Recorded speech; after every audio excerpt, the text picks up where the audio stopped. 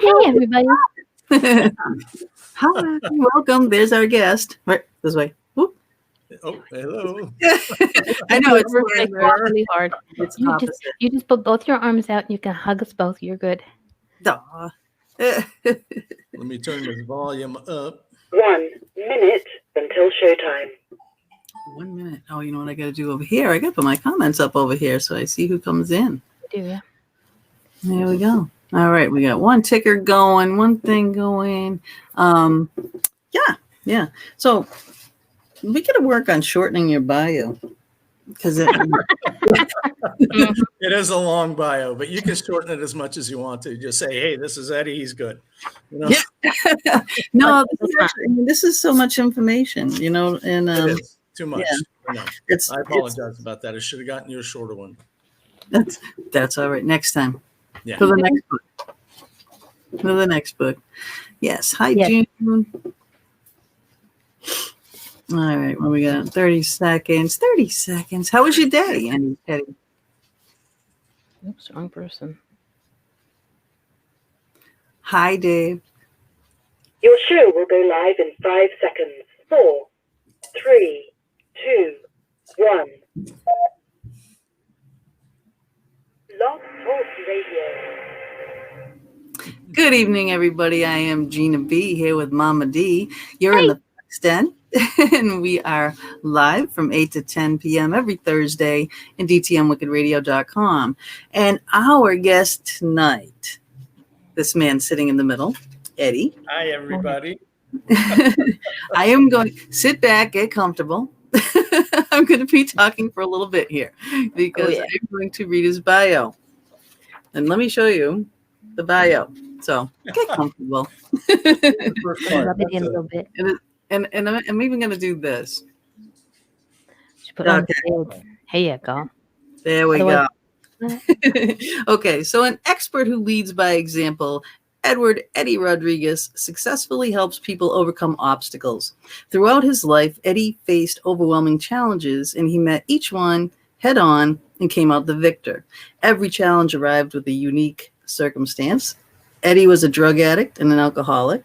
He started drinking and drugs at just 12 years old. He quit drinking at 20 while still in the Army, and he conquered drugs at 27. He never used a program, just his strong will to survive. In 1994, his wife and his 3 daughters built a house from the ground up with no electricity for 6 months and no water for a year, using only a chainsaw to cut the wood and hand tools to put it together. Really? At age 48, Eddie's business partner mismanaged his business and he almost lost that business.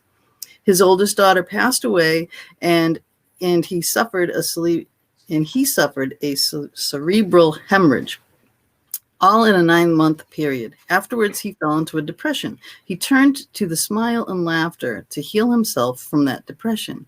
3 years later, in 2009, he lost his $600,000 a year business.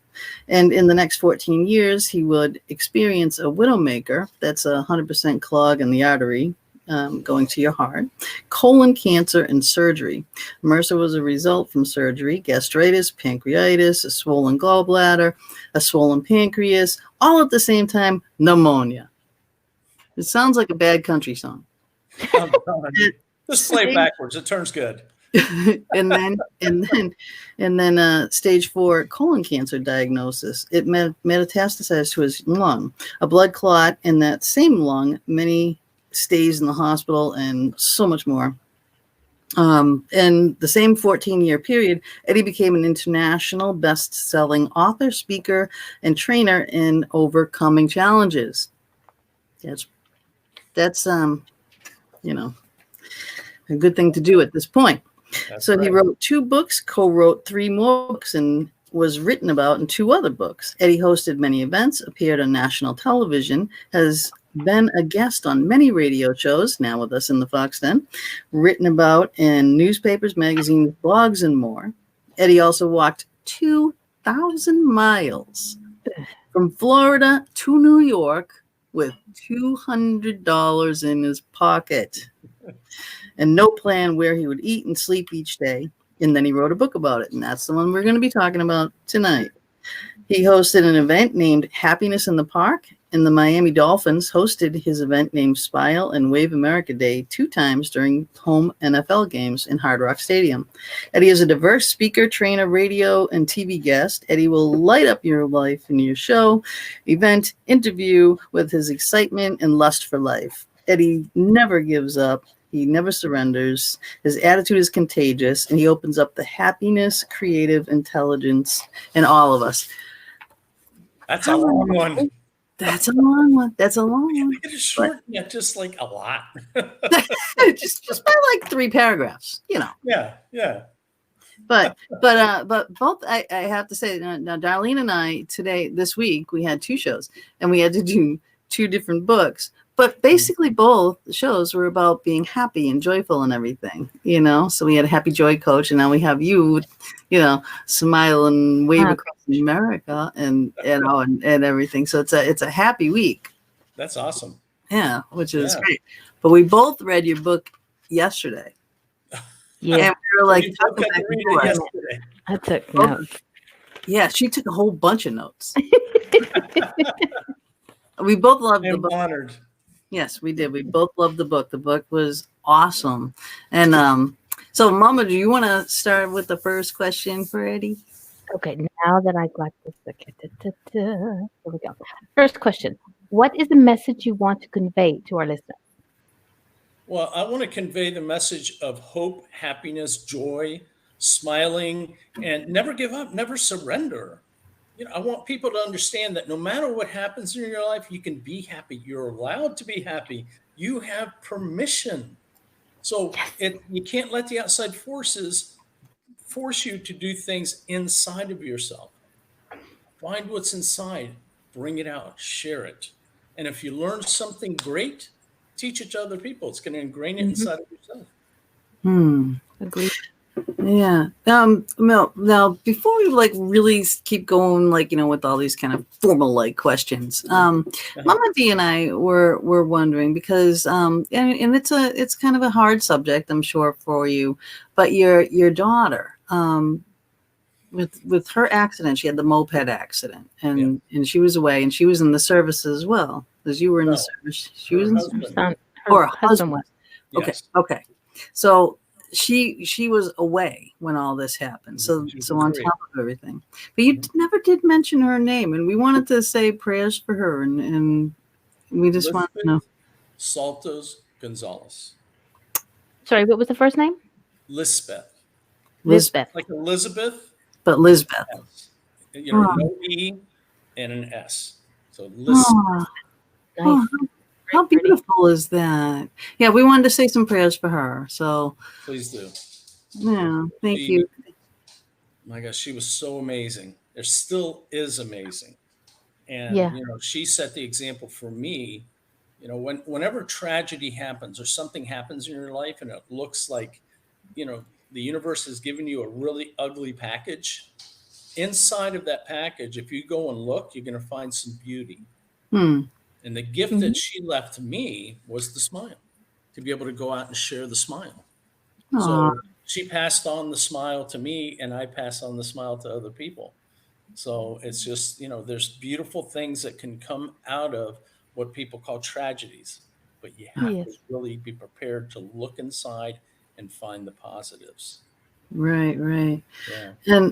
And so, well, how has this helped you? How has having this positive mindset helped you? Oh, it's helped me tremendously. I mean, it helped me through the time of getting over, because the 3 things that happened with, you know, the person mismanaging my company, my daughter passing away, and me having a cerebral hemorrhage happened in a 9-month period. Right. So, yeah, I mean, that's a lot of things to happen in 9 months, less than a year. So when I started going inside of myself and finding a way to bring myself out of the depression, and I started to smile, it opened a whole new world for me, because now I was able to go out and I was able to share the smile. I was able to be happy within myself and help other people to see the joy that they can have in life, even if they're up against the wall. No matter what the situation, you can smile, you can be happy, you can be joyful. I'll say it again.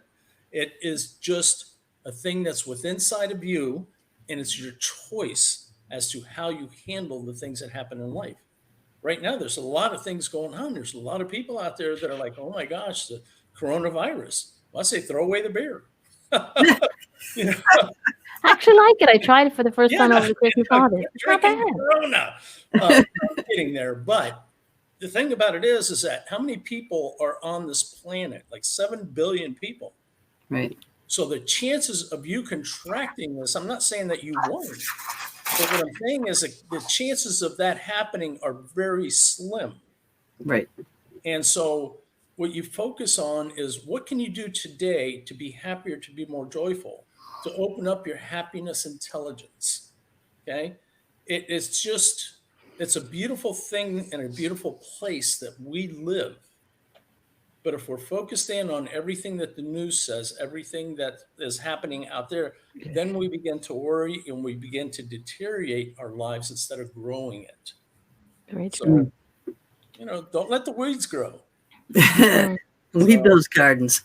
Yeah, go out in the garden and start planting things, start pulling weeds, start, doing whatever it is that you need to do. And you know what? Fertilizer goes a long way. There's a lot out there. It does. It just, Shit happens. You start fertilizing the ground, you start fertilizing your life, and it's like, woo, yes. I can see how you made this journey. You guys have got to get this book because Seriously, yeah. Wow, what a journey. What a journey. And to remember all the things that happened too, for the most part, I mean, that was a crashing computer. That's bravery though, too, Yeah, people say that I was brave to do that, but my belief was so strong in what I was doing that I didn't even worry about anything that would happen on the outside. I didn't believe that anything bad would happen along this walk. And guess what? I never even ran into one person who was bad. Everybody was good to me. It was fantastic. I ran into a lot of no's. Yes, I did. Always. Yeah. But is a no negative? No. No. Asking. Hey, I know. I like how you put that too. Ask a different way. You keep asking, rephrase. Yeah. Whatever. And then 5 different ways. That's right. Yeah. You don't get the answer and you want. Go ahead. Yeah. One of the things I always say is if you don't ask, you'll never get an answer. You don't give people permission to say yes and or no. Yeah. Just keep asking. That's right. What's the worst that's going to happen? Exactly. Yeah, someone else. Is a very, very important part of life. So, and not giving up. Like when you were starting to walk and you kept falling down, somebody picked you back up or you picked yourself back up and you started to walk. And all of a sudden, whoa, you're a superstar. You can walk anywhere you want to, including New York. That was a walk. It was. Okay. It was beautiful. It was really enjoyable. When people read this book, they're going to be surprised. And I've read the book, so I'm still surprised, but I understand it, my beliefs. How did you manage 277 days and all you had was $200 in your pocket? Yeah, that's it. And see, the thing is that there's more to it than just that little piece. Okay. And I say little piece, for some people, that's a big piece. But it was my belief that everything that was going to happen, that needed to happen, it was just going to be there. And it was my job just to walk along and pick it all up. So, yeah. I mean, where do you stay? You have no plan as to where you're going to stay and where you're going to eat. So where do you stay? I'm surprised you didn't bring a tent, just in case. But then if you had it, you would have I didn't need a tent. I knew I wasn't going to need a tent, so I never brought it. I am such a pack rat, right? I would never have been able to do this. Honest to God, if you ask Bob, talk to Bob, we go away for one night. Yeah. The one night. I pack 2 weeks in advance. I repack almost every day before that. Yeah. And then I'll have like 5 outfits. And then I'll change my mind. And then I'll have a whole bunch of jackets. And then I have a bunch of shoes. And I have all this stuff packed. One night. For one night. One night. Yeah. Okay. All the time. And I'll be like, all right, I have to bring, and then my toiletry bag weighs about as much as I do, but that's everything. It's my toiletries and his too. He's got soap and shampoo. And he wears perfume. That's all I need. Don't kill me. So if I'm going away from the one night, I don't even pack. I just go, you know. I know. And then I'll be going, aren't you ready yet? Aren't you ready yet? You know, because he'll pack 2 minutes before we're leaving, you know? And I'm just like, you know, that's okay. But you dragged a cart with you, and you had to go through all the different phases of the cart. I went through a lot of different phases. Actually, you know those little luggage racks that the attorneys carry and some people carry at the airport? Just a little hand cart type thing. I started with that, and I got not far. And so I saw a pawn shop, and I said, I need something different. And so I went into the pawn shop. It wasn't a pawn shop. It was a consignment store. Mm-hmm. And I went there and I traded that. And the guy actually let me keep it. So he didn't really trade it. He gave me a baby stroller. And he said, here. Took a couple of bags and I threw them in the baby stroller and was pushing bags around. People were like looking at me and going, where's the baby? You know, how many years ago did you do this? Huh? How many years ago did you do this? It was 2011.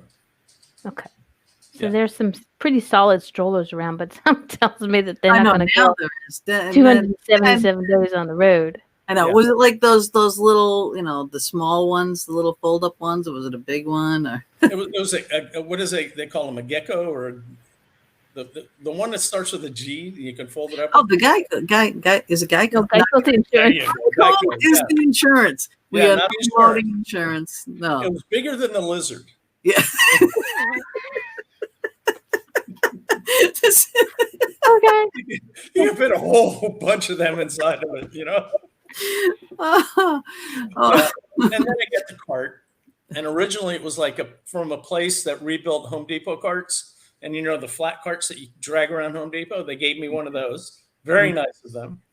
And then I went to this lady's house. She let me stay at her house. She didn't even know me, and let me stay at her house for a week. Wow! Okay? And she had a better cart that had rubber wheels on it and a handle, and you know sides and stuff. And she traded me for my Home Depot cart. There you go. Wow. Yeah. Wow. If it's the picture, one of the pictures I saw, it looks like the little red wagon. For people who are wondering what kind of cart it was, it looked like the little red wagon with sides. It kind of looks like the radio flyers. Right. Yeah. Those are great cars. Yeah. But still, you know, you gotta walk. I mean, Florida to New York. Florida to New York. What was going on in your mind? What was the point of going to New York? I mean, what was the like driving motivation behind this whole thing? I kind of just wound up in New York. My original destination was Washington, D.C. I wanted to do a video in Washington, D.C. that says, "Smile and wave, America, we love you." And I had planned on driving there. And my van got stolen. And I was sitting out in the driveway going, where's my van? I said, you know, my roommate have it? Oh, no, he's out of town. So anyway, it took me 15 minutes to decide that I was going to walk to Washington, D.C. to do this video. So as I'm walking to Washington, D.C., first, I was already in Virginia. I was in Ashland, I believe it was, Virginia. And there was an earthquake. And I said, oh, well, this is good. And then the next thing I hear is that there's a hurricane coming up the coast. So I was like, ooh, I better get myself into Washington. So I got into Washington the day that I was supposed to do the video, and the day after I got to Washington, the hurricane hit. And I was like, okay, the people that were supposed to fly in, do the video with me, they're not coming. No. I know all what you went through. And there was a lot before you got there. There was a lot before I got there. Yeah. So Joan did ask if you walked along I-95. No, you can't walk 95. Yeah, you're not supposed to do it. You can get arrested. Yeah, exactly. You can get off the highway and up. Yeah, you can't. Yeah, You cannot walk. Although I did a couple of times. I just walked briefly one exit to another. Luckily, nobody pulled me over. With your cart. You just wave at them and go, say hi. I know. That's it. It's just really slow. You know, it broke down, so I have to drag it. There you go. gosh. Oh my God. Yeah. So all right, how many times did you feel like giving up during this venture? I never felt like giving up, but I did feel like, what the heck are you doing, man?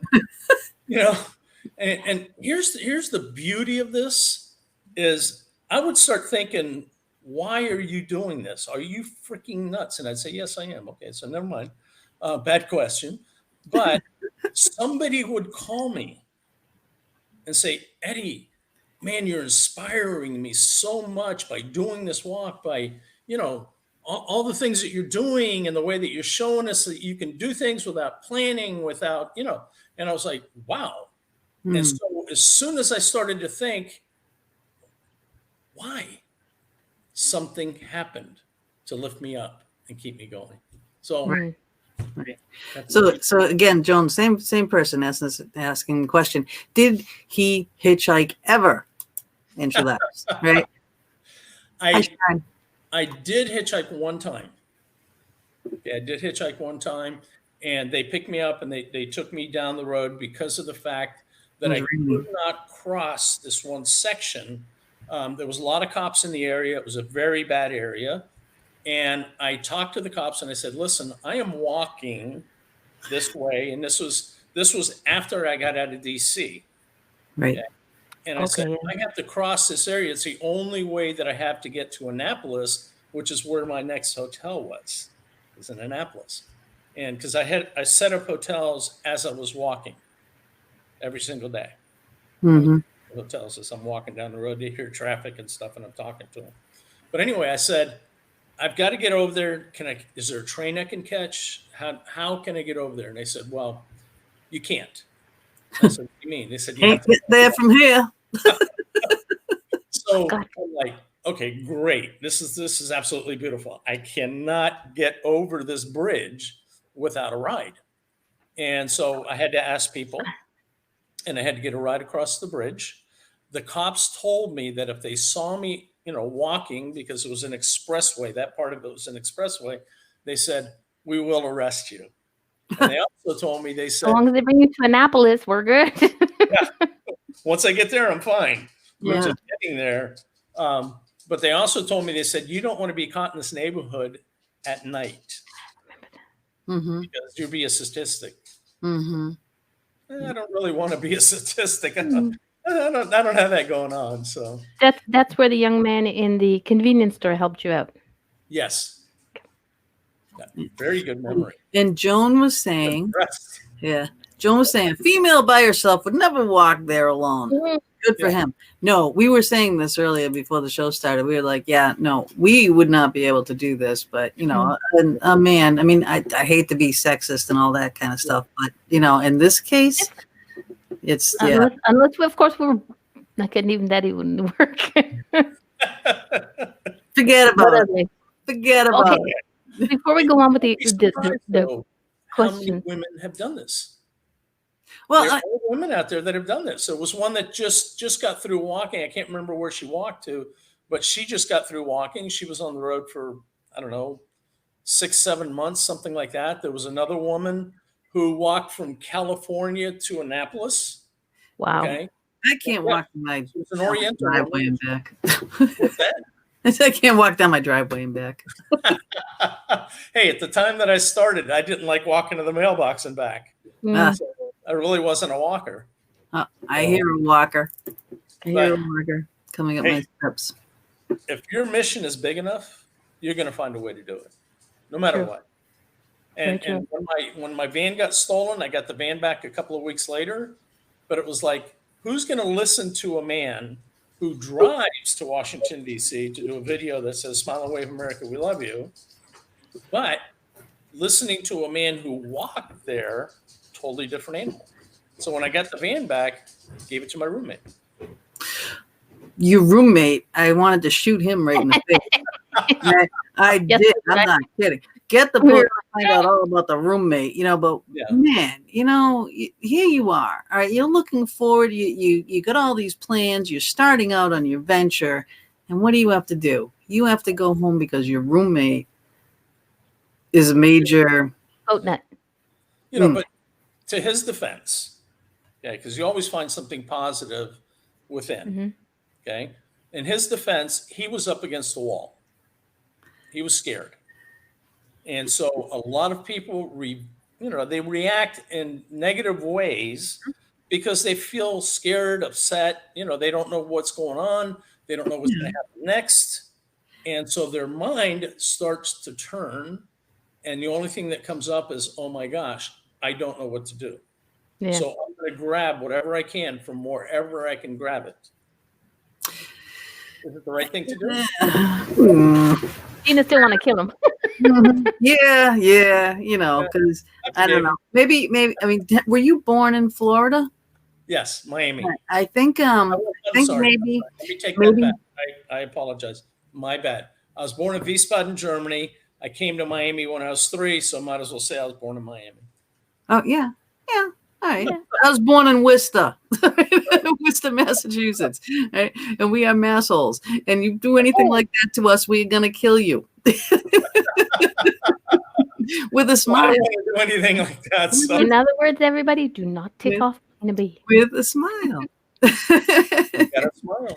Yeah, but listen, I had a guy with a gun and another guy with a knife. And I know. That was insane. Yeah, that was insane. I mean, people, I know we are jumping all over this story here because we all know it. All right. Yeah. But you all have to get it and you'll understand. You will understand. About. One person I want to ask about, and because you never mentioned his name, was the murderer. Oh, the murderer. Yeah. I wanted to hug him. Let me tell you something. The murderer, I can't call him a murderer. He was under certain circumstances. Yep. Okay. He met a guy on the street. The guy shot at him. He showed me the scar where the bullet whizzed by him. So the guy said, hey, you know what? If I see you again, I'm going to kill you. So he went out and he got a gun. Okay? And when two people with guns meet on the street, there's bad circumstances, So he ended up killing the other guy. He went to the police station. He put the gun on the counter and said, this is what happened. They put him in jail for 8 years for murder. Well, he came out of jail and he stopped me. Like he walked for about 15 blocks with me.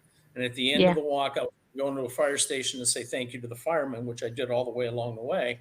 He said to me, he said, I got to tell you something. He said, on the street, because he was homeless, he said, on the street, it's tit for tat. If somebody does something to you, you're supposed to respond back. He said, I can't do that. The only thing that I want to do is be happy. Yeah. And to show you how much people can appreciate the small things that you do. When I met him, he ran in front of me and I was pushing the baby carriage, the stroller. And I had gone to Publix and I bought a couple of boxes of crackers. And he stopped in front of me. He said, sir, can I buy a box of crackers for $1? And I looked at him and I said, no, you can't, but I'll give it to you. So I gave him a box of crackers. Then he walked with me for 15 blocks and he told me his story. And at the end of it, when he told me what he told me, he said, I got to tell you something. He held up the box of crackers and he said, this is only a box of crackers. Not. But here's two things. And I got this on video. It's on my YouTube. He said, one is that nobody's ever given me anything without asking for something in return. And the other thing is this is the first time in my life I've been listened to and not judged. Yeah. Simple thing. Yeah. But that was the gift you gave him. Yes. Allowing him to talk and not judging and just sitting. And it's like, box of crackers was nothing. Yeah. It was like everything and nothing. Yeah. But look at the gift I received in return. Right. And now, do you ever hear from these people now? I do hear from some people. As a matter of fact, the truck driver. Yeah. Okay, on the way home, I got a truck driver. He gave me a ride for like 900 miles. Right. And I just talked to him the other day. And I've got friends on Facebook that are people from the walk. And, so yeah, I talk to them every now and again. I have a conversation with people that were there with me, that greeted me, that helped me out. I got to tell you that people, one of the things I wanted to prove along the walk was that people are inherently good. They're so much better than what I thought. I mean, I said good. they're fabulous. They're fantastic. They're astronomical. Because if it wasn't for the people, I could have never made it on my walk. Very true. Exactly. Well, exactly. Yeah. And that was your point. That was your intention was to, get people smiling, waving, engaging, and you definitely did that. Yeah. I kept thinking Forrest Gump, when he did his run, that, right? and then the smiley face, the shirt thing. I mean, that's the thing that kept running through my head. I was like laughing at myself a few times. Forrest is my cousin, right? Yeah, it's like, he ran for like 3 years. Right. Lazy, I walked. Yeah. And his mother, my aunt, said life is like a box of chocolates. You never know what you get. Yeah. Life is like a box of donuts. It's got a lot of holes in it, but it's really sweet. There you go. Perfect. Let's have some sprinkles on there. That's perfect. Mom, have you got a question you want to ask? Yeah, I do. What was your biggest challenge in keeping that mindset? Like, what was the thing that when you got that moment where you were like, ugh, what was it that brought you up? Well, what brought me up was the people. Everybody that stepped up, everybody that gave me a phone call, that shot me a text. It was amazing. I got so much support. The thing that brought me down, the heat. There were record highs along the walk. Yeah. Yeah. I mean, but that's. But you got your rooms, you got showers, you got food, you got everything that you needed. Oh, absolutely. All along the way. And I'd like to share something with the people, if that's okay. And everybody's listening. I want to say thank you so much for listening. I mean, this is an absolute beautiful thing, and it's very much an honor to be able to talk to you. And the one thing I want to share with you is always tell the truth when you're asking for something. Mm-hmm. Don't try to sugarcoat it. Don't make up a story. Just tell the truth. Yep. Because when I needed a place to stay every single night, right, I didn't plan on any place that I was going to stay. Yeah. So I had to talk to the hotels and people and things like that, and tell them what I was doing, and then they would open the doors. Now, one of the issues is that when you do something like this, you have to stay where they say yes. I'm sorry about the dogs. Not lazy. That's definitely not lazy. So, hey, come on. He's like, I want my airtime. Yeah. Bring them on. We love animals. I don't know when to be quiet, They want to talk like I do. I just jabber, Yeah, well, her dog usually comes in by the end of the show. Mine meanders in a little bit and meanders back out. Yeah. Midway. So, the dogs are funny. They just do what they want, Yeah, but honesty is definitely it. And you were very honest in your writing as well. And it's going to bring more books, writing the same way, Yes, I am going to write a book about cancer. Yeah. Okay. And it's going to be another book from the heart. Yeah. That's the way I write. That's the way that I talk. That's the way I do everything. It's from the heart. So I think that, I don't know how many people understand this, but the heart actually thinks 10 times better than the mind. Mm-hmm. So if you want to make your decisions, this is what I used along the whole walk is I used my heart. I would go into my heart, feel it, and then go into my mind, combine the two and say, okay, this is what I want to do.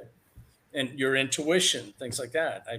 I know you read about the part where everybody was telling me I had to turn left. My intuition said, turn right. Yep.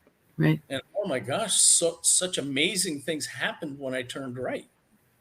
I got the supplements that I had been looking for a couple of months.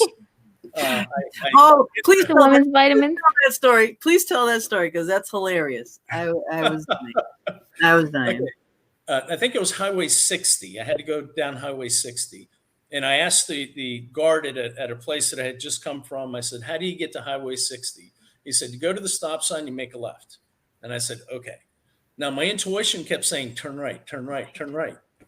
So I get right near the stop sign. There's a shopping center on the right-hand side. And I said, I got to get to this road going right. And so I turned right. I had been wanting, hey, come on. I had been wanting some vitamins, okay, for a couple of months. And so I ran into a GNC.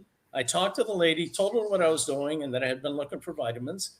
And she says, "Oh, I've got some for you. This is awesome." So she goes in the back, she comes out and she gives me this whole thing of vitamins and coconut water and just all kinds of stuff.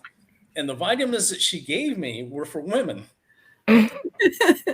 So I was like, these are for women. If I take these, am I going to get pregnant? You know? You're gonna get boobs. Yeah, I wouldn't. Yeah, boobs.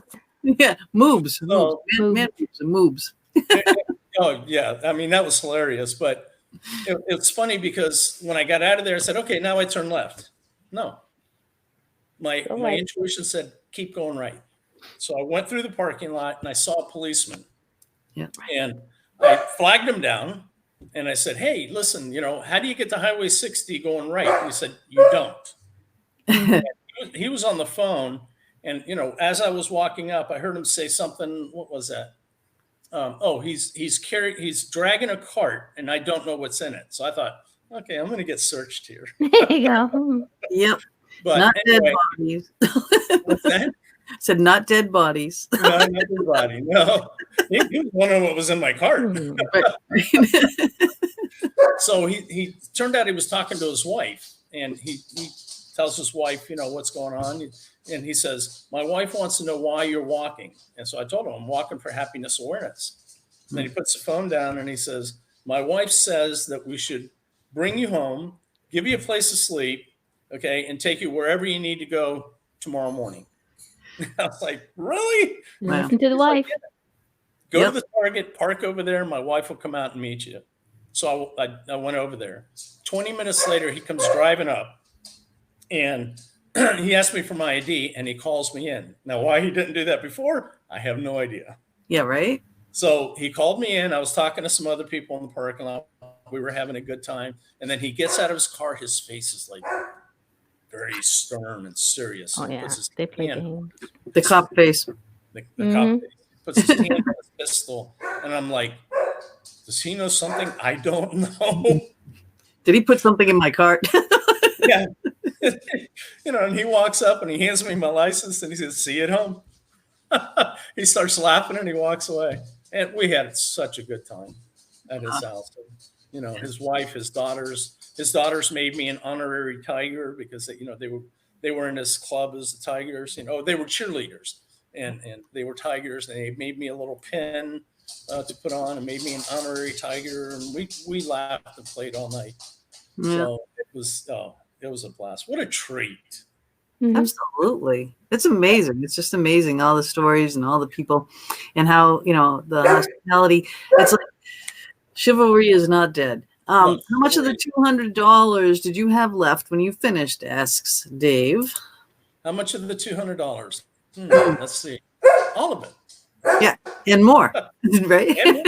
Yeah. And more. And I had all the memories. Yeah. And I ended with $200. Yeah. No plan. Yeah.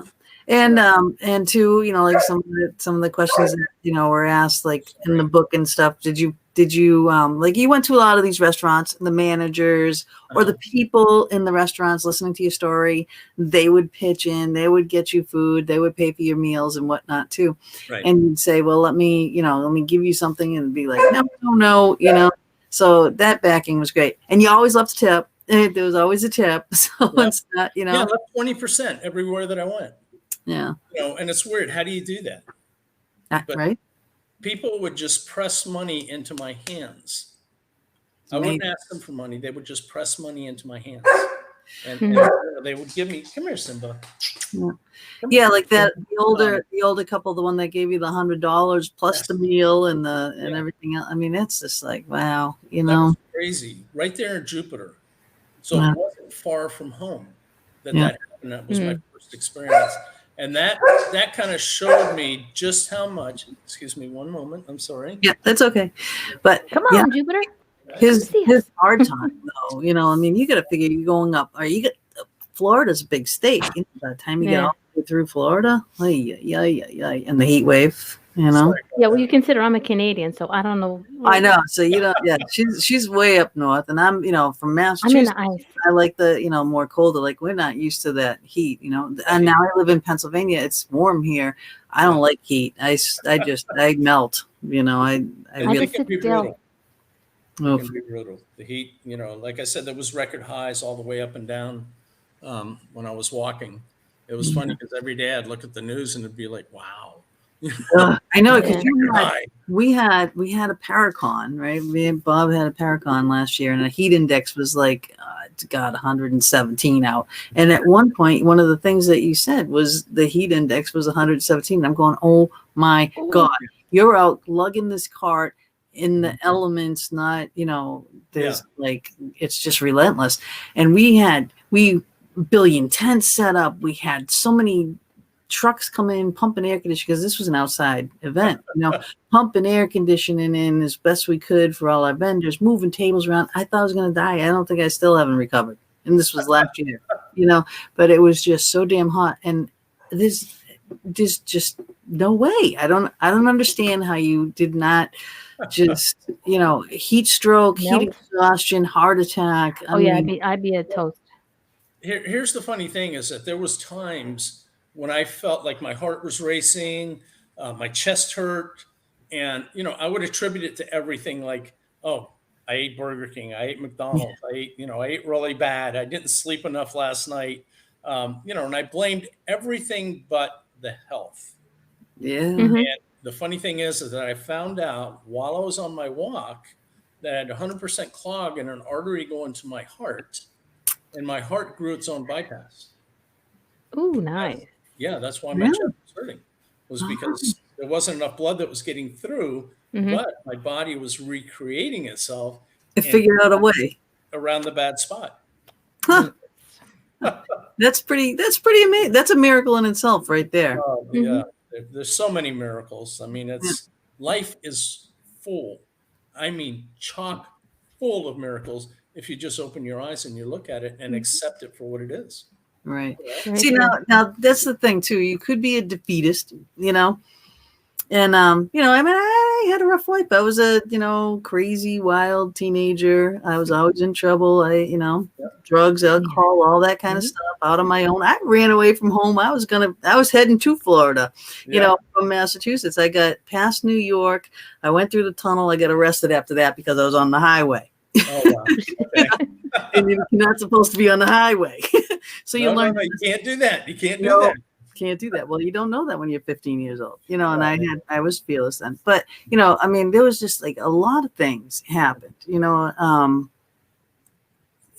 I could have, just caved so many times, and I didn't, and I pull myself up and pull myself up and pull myself up. So, I've had the highs, the lows,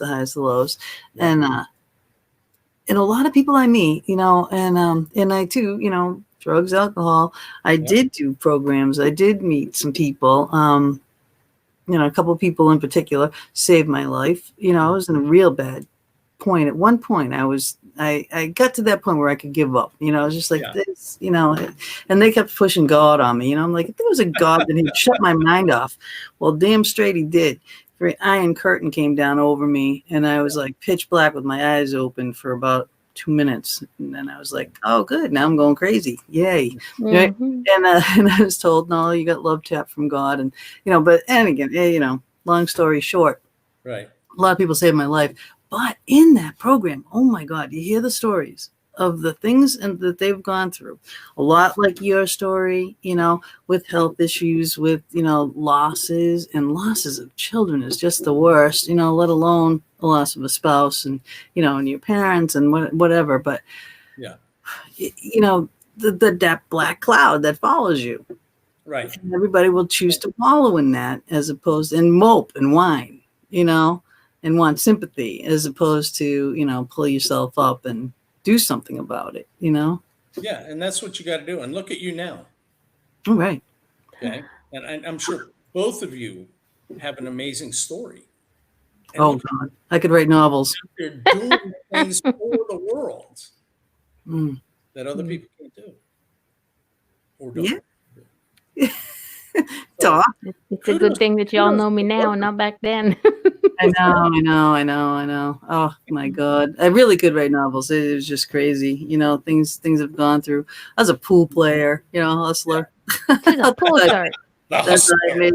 I was. I mean, that's how I made my money for, you know, a year and a half of my whole life, you know.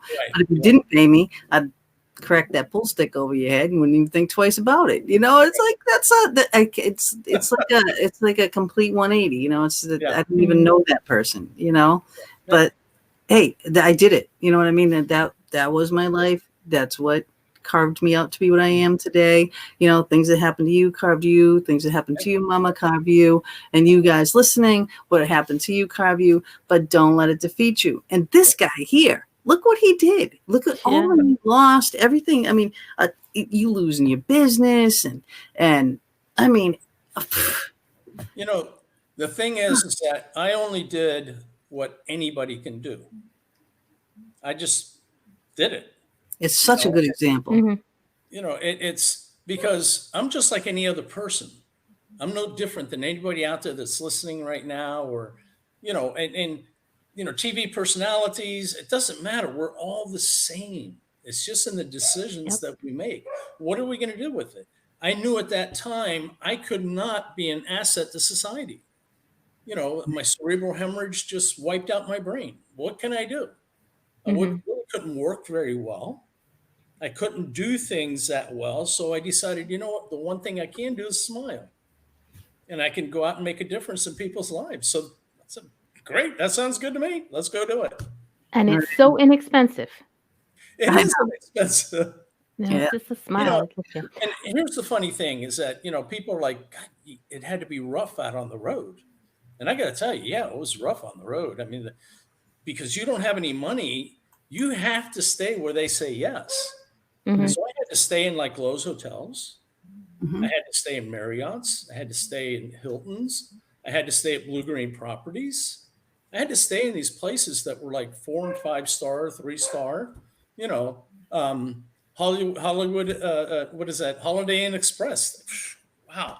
And I also suffered when I was eating because I had to eat at Ruth's Chris. I had to eat at Joe's Crab Shack. You know, so bad for you. I know, it's miserable. Restaurants and yeah, you do have a picture in the book of you with the big crab leg. You know, like, yeah. It's rough. It's rough. You can live a good life no matter where you are, no matter what you're doing, no matter what the circumstance. Yep.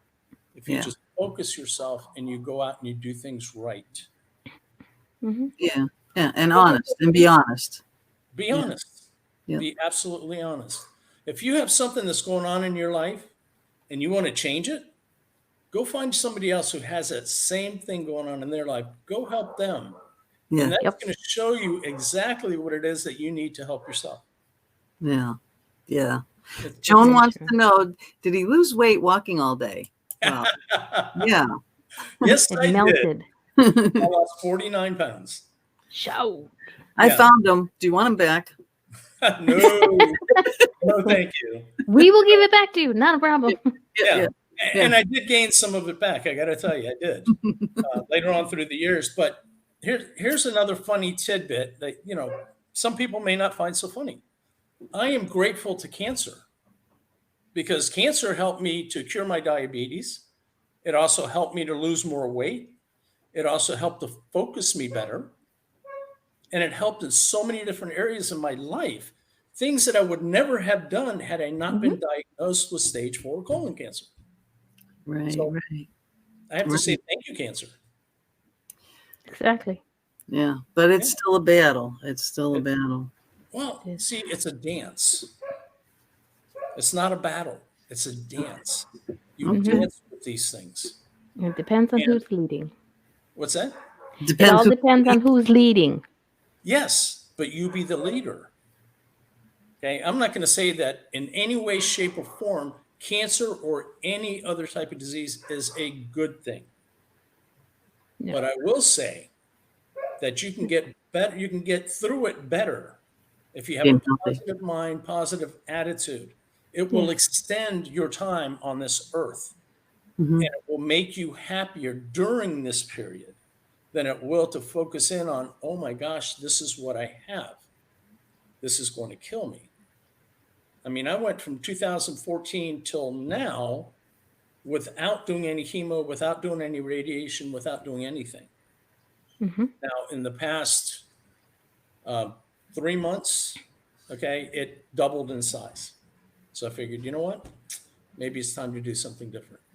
Yep. Yeah. So I started chemo day before yesterday. And I started doing things. And, you know, but I mean, look, do I look bad? Nope. Nah. Nope. Am I You're still sad? kind of cute. Oh, thank I appreciate the compliment. There you go. It's yeah, I could be like, oh my gosh, I'm doing this, I'm doing that, I'm doing the other, but why? There's no reason for it. I cherish every moment on this earth.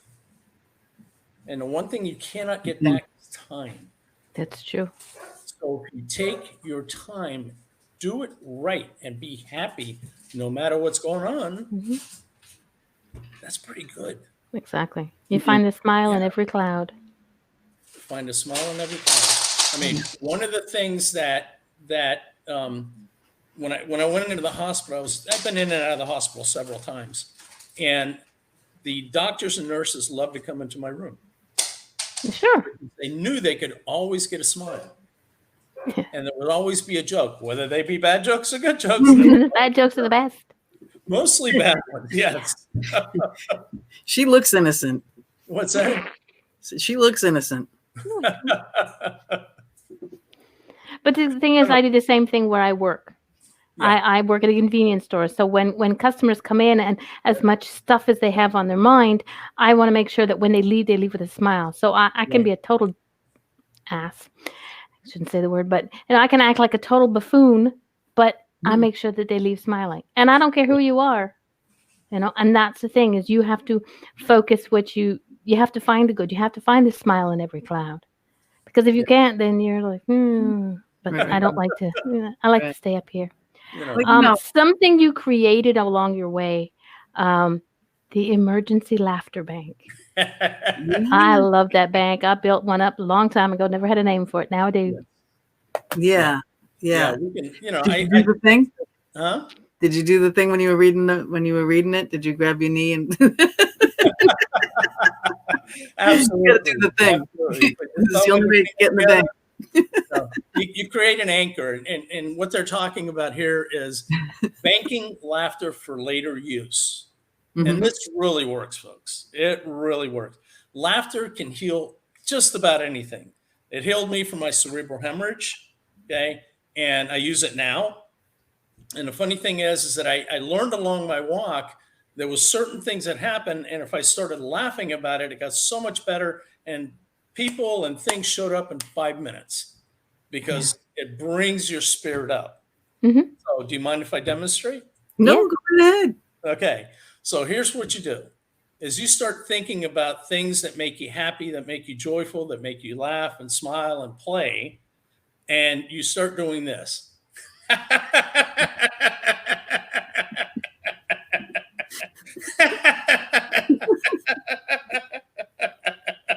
Okay.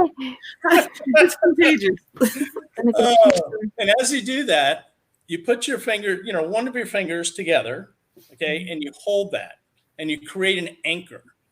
So then anywhere that you go, you can use that. You can hold your fingers together and create an anchor. And even if you're in a situation where you can't really laugh out loud because you're going to really upset somebody, put your finger together and laugh inside, just don't let it out.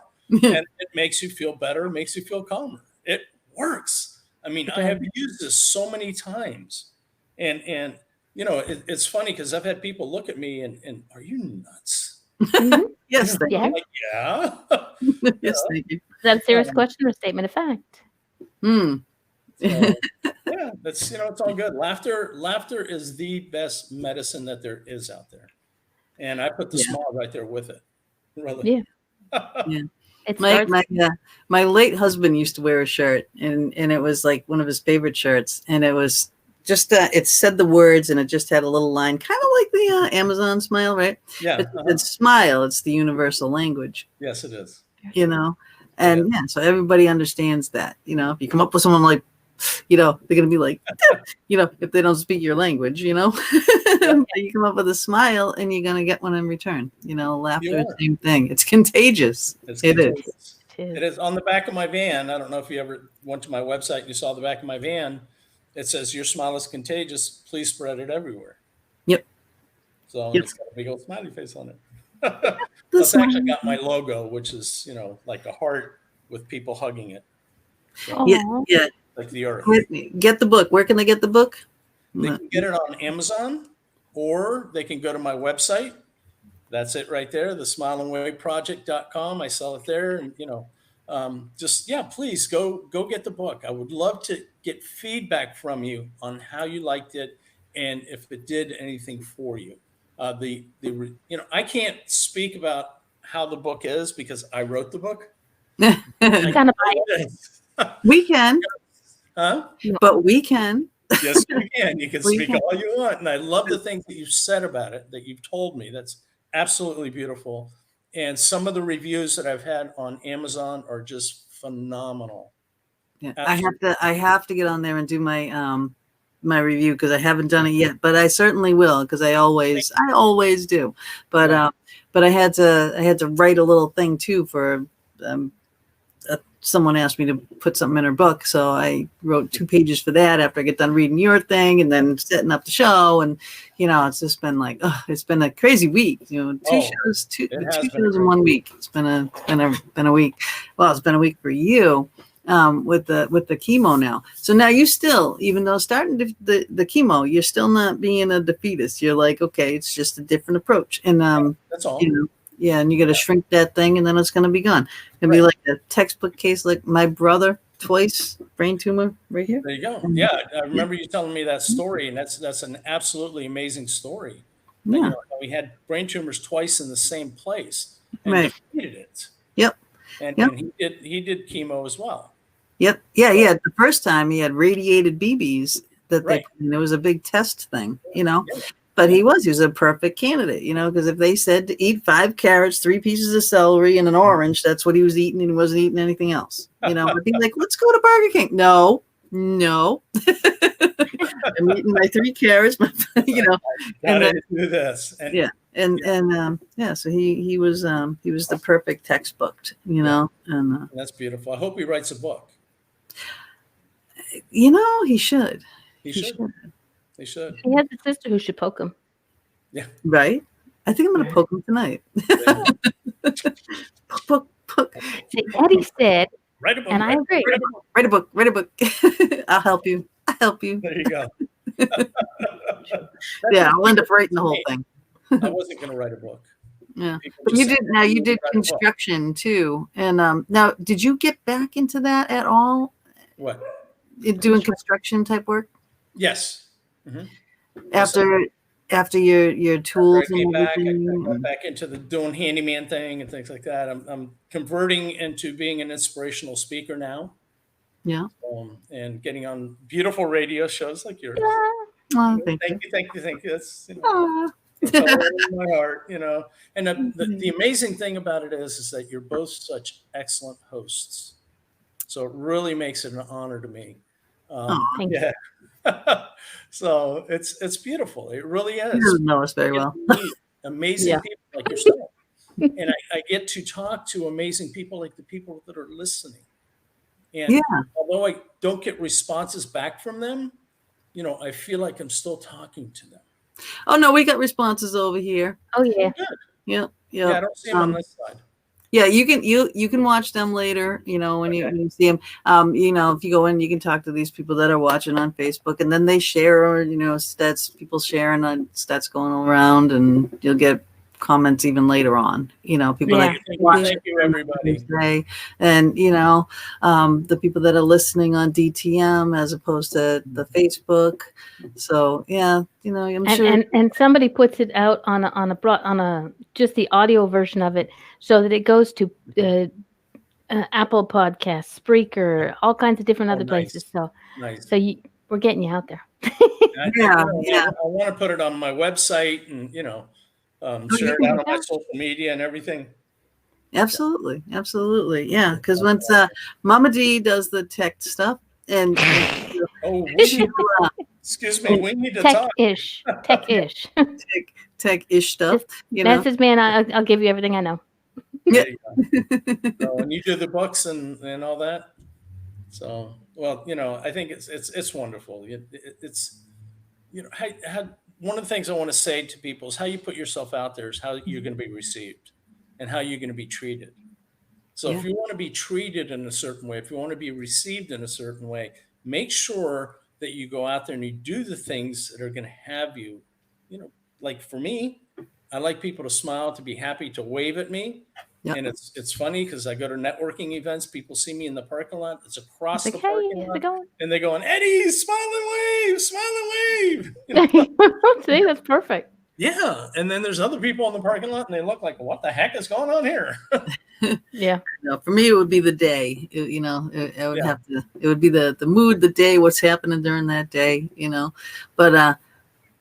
but you do tend to want to go where, like, oh, what's going on over there? When you see a bunch of people, smiling, laughing, talking, pointing, you see someone stop, just do this when you're walking down the street, stop, look up and point.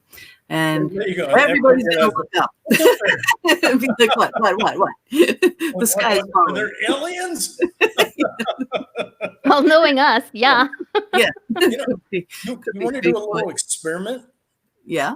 Go into a store and just kind of walk through straight-faced and look at the people as they pass you by and just see what their reaction is.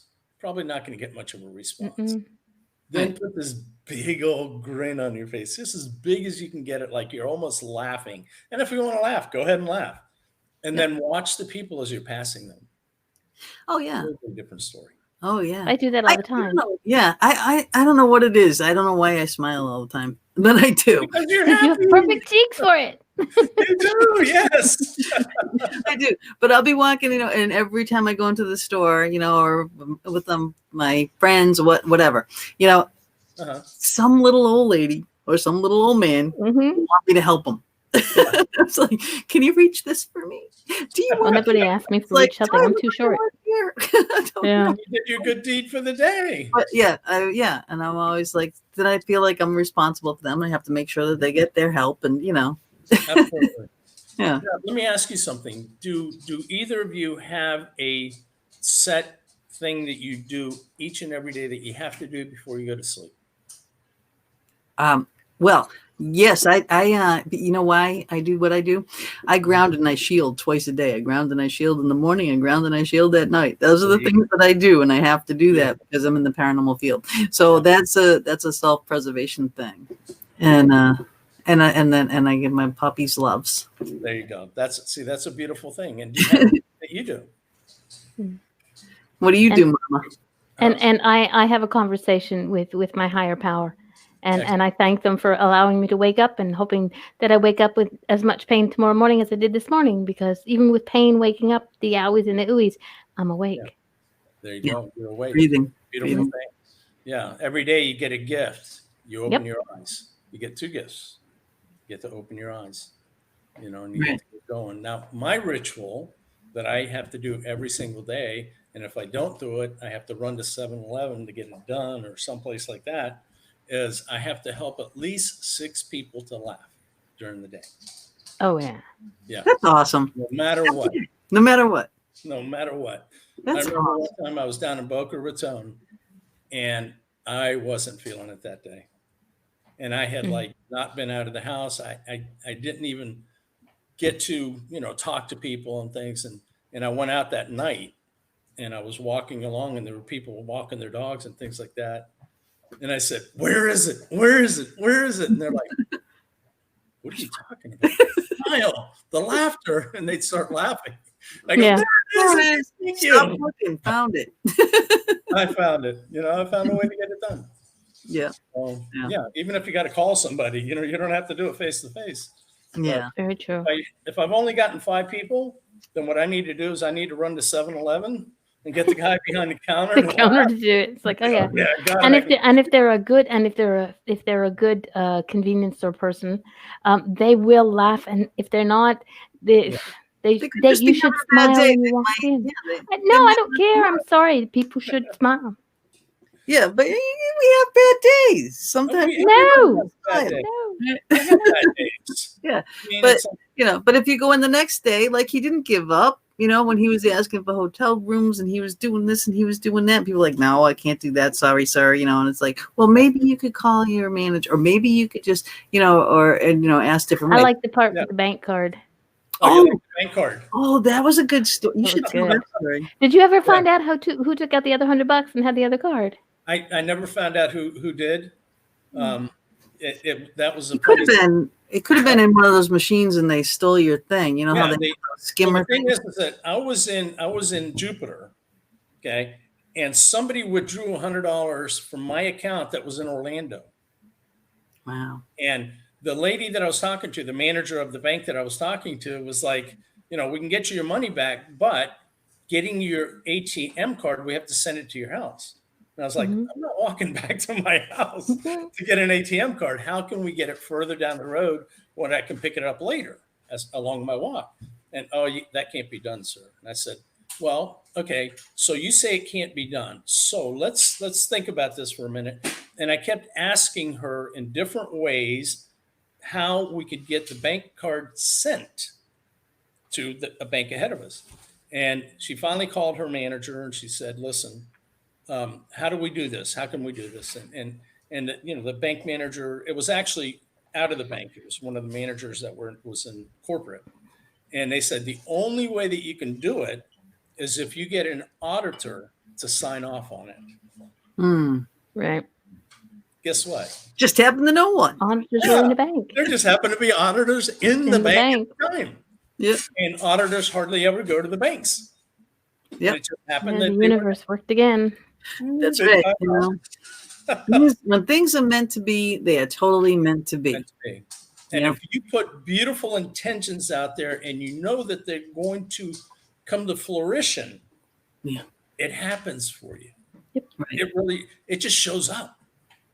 And I'm not saying that you go out there and you do nothing and it shows up. You take the actions, you totally believe it, and you just go, you know what? I took the actions. I believe this. Somehow, some way, it's going to come to me. That's when it happens. Yeah. You remember The Secret, right? The movie The Secret? Oh, yeah. Yeah. And I love that movie. But the thing was, it's very kindergarten. And they suggested to people that all you have to do is think about it and believe it, and it's just going to show up. No. Take the action. Yeah. Take the action. Yeah, that's a lot of people that that's one of my pet peeves. People will say, well, I had a near and dear friend of mine, Patty, right? She just gave up on everything, and she's like, I'm just gonna let God take the wheel, and be that type of person. I'm like, it's not how it works, it's not how it works. If you want to pray to God to give you strength to get something done, to give you guidance to get something done, to give you wisdom to get something done, you know what I mean? You can ask for the things that you need, but you still have to do the footwork.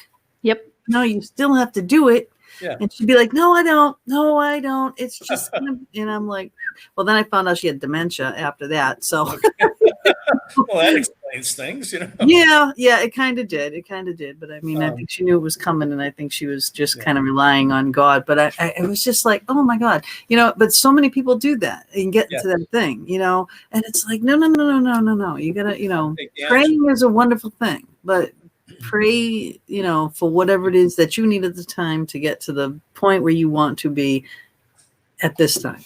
Could be something different next week, I believe I'm not really, I'm not a person who reads the Bible a lot, but I understand that there's a passage or something in the Bible that said God helps those who help themselves. Yes, it certainly is.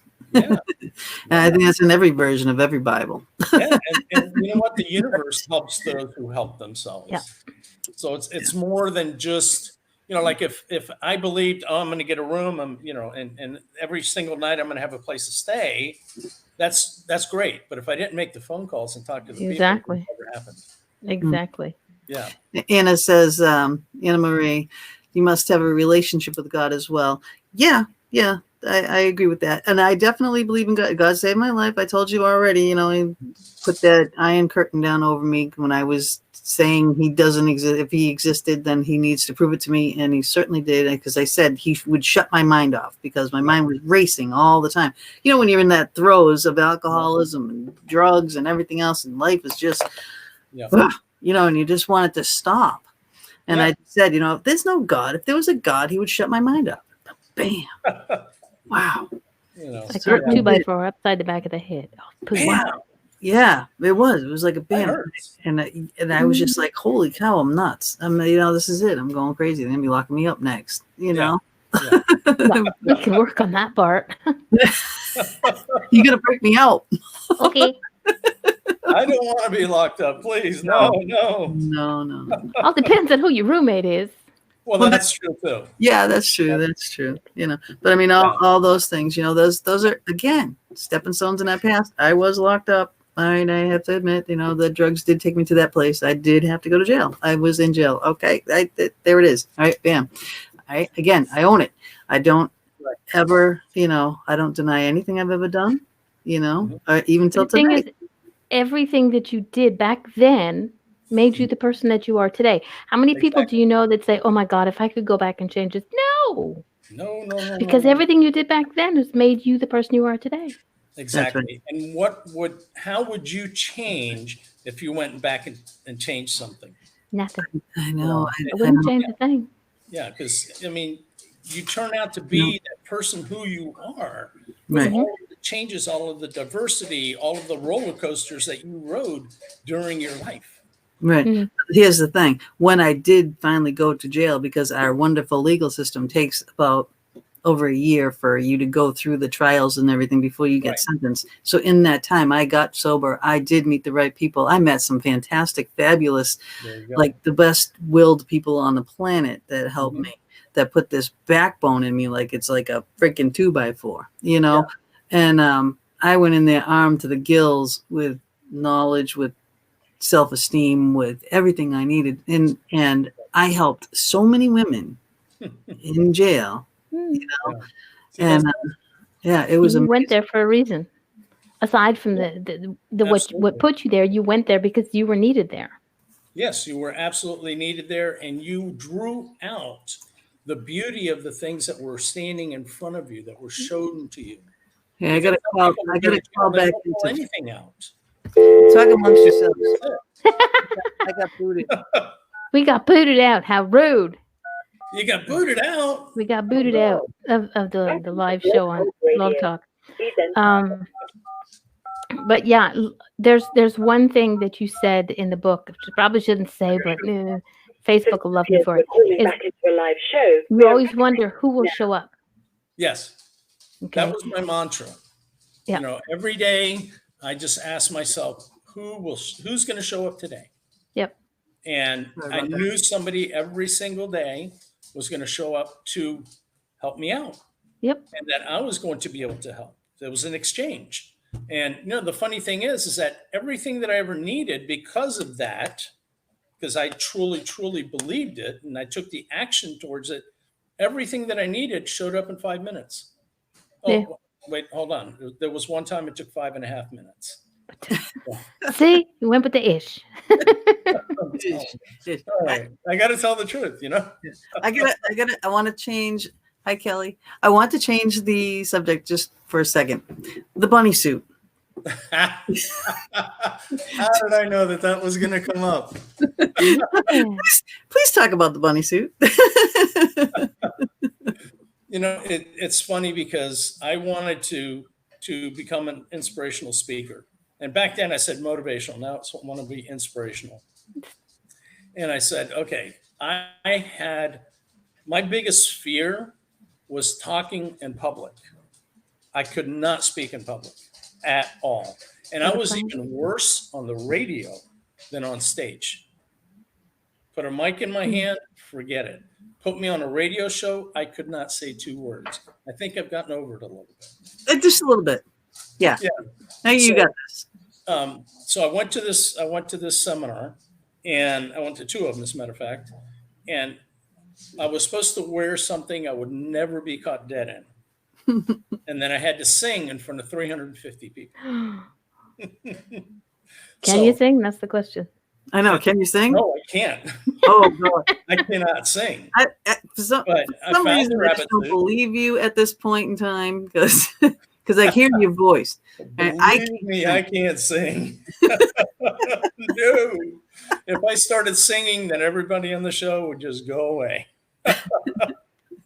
I'd kick their butts.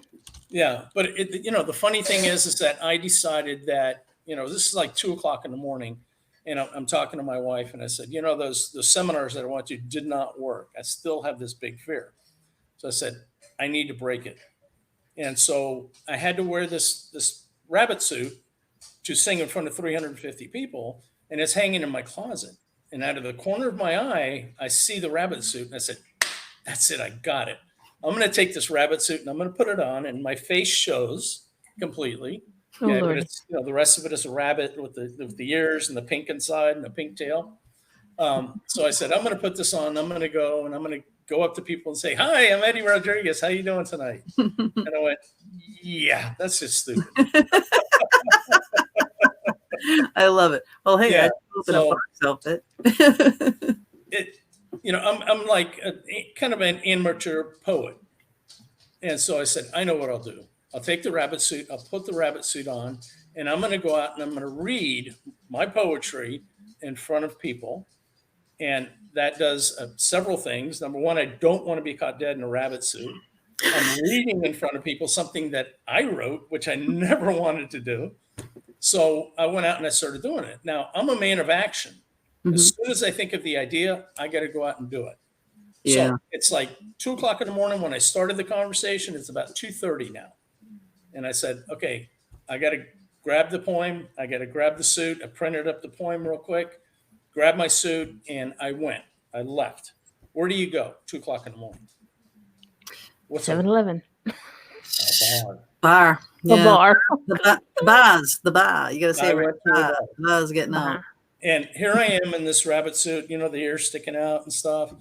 And I get out of the car, and I got the piece of paper in front of me, and there's 5 drunk guys in the parking lot. And I come walking up, and they're like, "What it's time to go to AA, Phil." Yeah. They're like thinking, "Man, how drunk am I?" Yeah, no pink elephant, but a bunny rabbit. Oh, I have a pink elephant. Bunny rabbit. I had the pink inside the ears. So I walk up and I say, "Guys, do you mind if I read you a poem?" And their faces just, they were shocked. And they said, "Bunny wants to read me a poem when I get out of the bar." Exactly. Okay. Read me a poem. I didn't know if they were going to beat the heck out of me or they were going to let me read the poem. And they said, "Eddie, go ahead, read the poem." So, well, they didn't say Eddie, but, they said, "Go ahead, read the poem." So I read them the poem. And then they looked at me and they went, "What is a grown man in a rabbit suit doing reading a poem to people, especially us?" 2 a.m. in the morning. Yeah, 2:00 in the morning.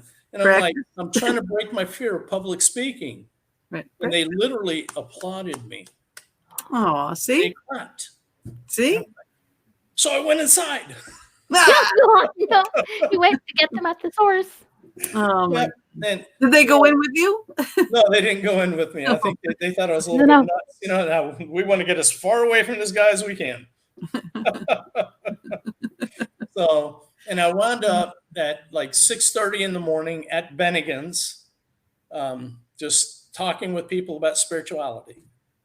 And just, I had a blast. And then, so I wore it for several, many, many, many years after that. I went around and helped people to laugh and play and, had a good old time with it. That rabbit suit's got a lot of memories. That's fabulous. That's fabulous. But the pink elephant, can I tell you a quick story? This is really hilarious. I had two of my best friends. They're, sisters, many years apart. One was like way older and one was, younger. But we always were together. and we always got into trouble. And whenever we were out drinking and whatnot together, we would go from up by Boston and end up down the Cape. Okay. And I always drove. So I was always the driver. Designated driver. Yeah. Probably wasn't a good thing, but yeah. But we drove down there, had Buick Skylark, big boat car. We drive down, we get over the bridge, we find this area that we're partying in. Okay, it's like dunes and dirt and sand and grass, and I don't know where the hell it was, but I just couldn't drive anymore, so I just pulled over, and we had beers in the car, so we were out drinking and everything. And then all of a sudden, we see these lights coming down, the beach, and we're like looking at them, going, "What is that?" It's the cops, right? The cops shine the light around, and the place is like littered with beer cans, right? And the cop was saying at the time, right, "Are these yours?" And I looked around like, "Those aren't all ours." There would be more if they were ours. Oh my God. We didn't drink all those. And the cops were laughing. We were laughing because I did that and said that, and we were all laughing. They let us stay there, so they didn't arrest us. They didn't do anything. They said, "Well, just sleep it off in the car." So we do this. And we wake up in the morning. What is parked next to my car? A big van with freaking pink elephants on it. I woke up, I looked over, I could not believe my eyes. I was just like, "Candy, are you seeing this?" I'm like, is this real? Am I still drunk? Right? How many beer cans are there now? I know. But that beach there were so many of them there, so we obviously were not the only ones there doing that, and it was just so funny. I mean, that had to be hilarious because I know I would have woken up and gone, "What the?" Yeah, giant pink elephant. We took pictures, everything. I don't know if I still have them because I think they were on this was so an actual camera many years ago, many years ago. But many. Sounded like a fun time. Oh, we had a ball. We always had a ball. But yeah, I just. How does that happen? Pink elephants on a van, right? Did you actually have to go up and touch the van to make sure? Yes. Oh, yes. Yeah, because my car broke down. We had to go find a gas station to get a part to fix the car. So when we get out, and I was like, "All right, it's there." Yeah, but it had a whole bunch of. It was like a preschool something. Yeah. I'm like, I don't know why this preschool van is over here in the dunes. I don't want to know. The elephants didn't jump out of the van, off the side of the van, and start pushing your car. You're good. Yeah, don't want to know. Don't want to know. Jeez. But like I said, I could write novels of things that that we go through, that we live through, that things that remind us of those funny things that have happened. There was another funny story there too, because we were walking to the gas station.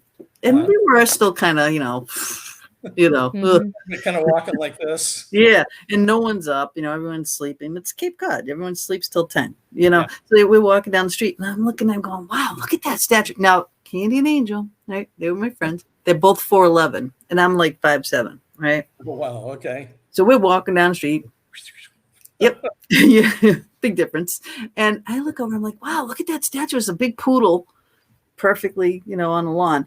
Damn thing got up, started coming towards us. I'm yelling, screaming, backing up, hiding behind them. Oh my God. Funny. Oh my gosh. We did more laughing. Honest to God, it was just total that got up and walked. Right at us too. Like, oh my God. But it was like it didn't move. The whole time. It was just looked like a statue. Yeah. All perfect, pristine, perfectly manicured dog. Can I ask, did it get up and go to the van and lick the elephant? No, we were way away from the van at that time. We were going through the neighborhoods to the gas station. Oh, God. Oh, that's hilarious. These stories that happen within our lives, and we get reminded by music or just little things, like a rabbit suit. Right. I haven't thought about that story in oh my God, it has to be about 25 years. Yeah. Well, that's a beautiful story, though. That's It's funny. It's funny. It's a good teaching for people too. It's like, Yeah. hey, you wake up drunk as a skunk, then CP elephants, and they're actually there. Yep. It could only happen to me. I'm telling you. It could only. Yeah. These, I've never had that happen. Yeah. No. Purple I was never elephant drunk. with pink polka dots, yes. No, I wish I could. I wonder if they have those pictures still, because I know I don't. I gotta try to track them down. We're gonna find out. Or- Stay tuned, people, on Gina B's page. Oh God, it's so funny, so funny. It Oh my was just priceless, priceless memories. I love them. Yeah. Let's see. Am I missing anything in the chat room here that I got to put up? People helping people. This is good. Lessons in life. Jacob says, "Don't worry, Eddie. I can't sing either." I was just saying. Hey, we're singing together, Jacob. Sometimes. Jacob says the whole point of making mistakes is learning from them, which is true. That's right. Yeah, I was And just. I made the mistake of singing in front of 350 people. What song did you have to sing? Well, actually, I was supposed to sing "Devil Went Down to Georgia." Oh, nice song. Yeah, but the guy, he played the wrong track, and he ended up playing "Dynamo Hum" by Frank Zappa. Oh my God, I love Zappa. Yeah, two totally different songs. If you know that song, two totally different sons. Oh my God. If you don't know that song, look it up. Or maybe not. Oh yeah, you didn't hear it here, folks. You didn't hear it here. But that's what I ended up having to sing. And I'm kind of like, this isn't the right song. This is what's going on in my mind. It's like, this is not the right song. I'm not supposed to be singing this yet. I'm having to sing it. And am I hearing right? And, and seeing all these 350 people and the lights in my face. Yeah, I think that's why it didn't break my fears. Oh my God. Mama, have you ever sang in public? What's that? Yes, I have. Oh, have you? Many, Nice. many years ago. Many years ago. And where did you sing? It was a talent show in my church basement. My best friend and I sang Michael Jackson's song "Ben." You know the rat? Oh yeah, love that song. Sang that. So whenever I hear it, it sort of brings me back. Yeah, good memories. Yeah, I stayed at the ground floor of the church. yeah. In fourth grade, I remember standing up in front of the class, me and my friend Candy, the same one that in the car, right? We stood up in front of the class and we were singing "Ground Control to Major Tom." No, I didn't just do that. No, That song let's too. go back and we're gonna clip. I'm gonna clip this one out. Yes, please clip that out because Nuh-uh. I did end up singing. I don't know if you've heard of the Millionaire Mind Intensive. No, the what? No, The Millionaire Mind Intensive. No. It's a 3-day workshop that they used to do. T. Harv Eckert put it on, and like I said, it's called the Millionaire Mind Intensive, and it's a free workshop for 3 days. And so in that workshop, we had to make up a song and then sing it to like 5 other people. And then those people, got to suggest who should go up on stage and sing for their group. And my group chose me to go up on stage to sing. See, I knew you could sing. Yeah. No. The place was empty when I was done. That's why they put you up on stage. My daughter can't sing. She's even worse than I am. And it's hilarious. And she does karaoke all the time. We went on a cruise. She was up there doing karaoke. She's horrible, but she's up there belting them out. Best she can. Yeah. She's having a ball. And it's fun to just start singing. Find songs that you love. And that can really help you to be joyful because you get into the zone. Yeah. And you forget that everybody's around you and you're out there singing. I used to do this on construction sites and everybody, I'd be playing, I'd have the, what were those, the headsets and stuff. And I'd be just singing and I couldn't hear anybody because I had the headsets on and I was singing. Mm-hmm. They'd come by. I'll do that in the house. Shut up. Yeah. We're trying to work here. And I said, I went to visit my sister one time. Yeah. And she was in her husband was in the naval base down in Virginia. No, I can't say the word. Bob will not allow me to say it because I don't say it right with my accent. But Norfolk? N-word. Norfolk, Virginia. No,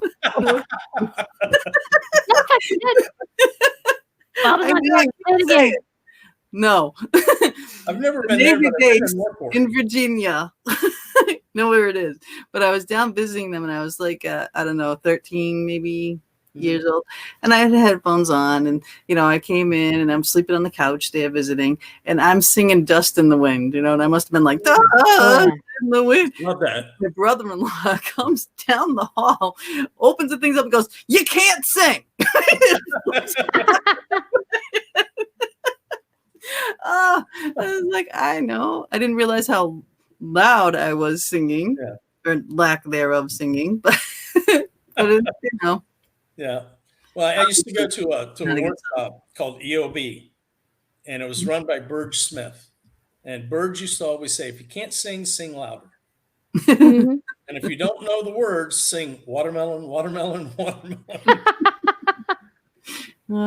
I was telling Mama D, she's we need a song for our show, because she's just recently my co-host here, and I love it. Yeah, and and I'm the fox and she's the butterfly. So I said we need a song like like the dog and the butterfly song. I'm like, we need the fox and the butterfly. We need one of those types of songs in the beginning. Absolutely. So, yeah, make one up. So here's the thing: if anybody out there listening to this show can come up with a song for the fox and the butterfly, we will play it.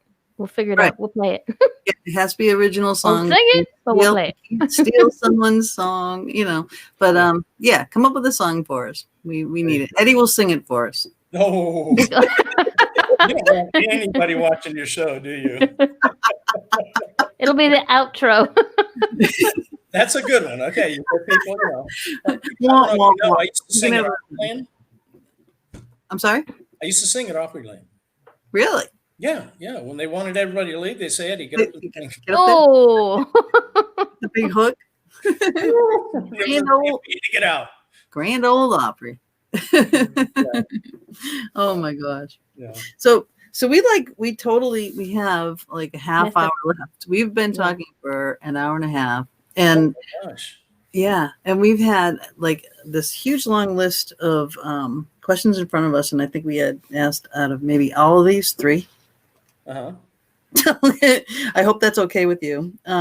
Absolutely. But let's see. What's the all right? I want to ask a couple of these on here. Okay.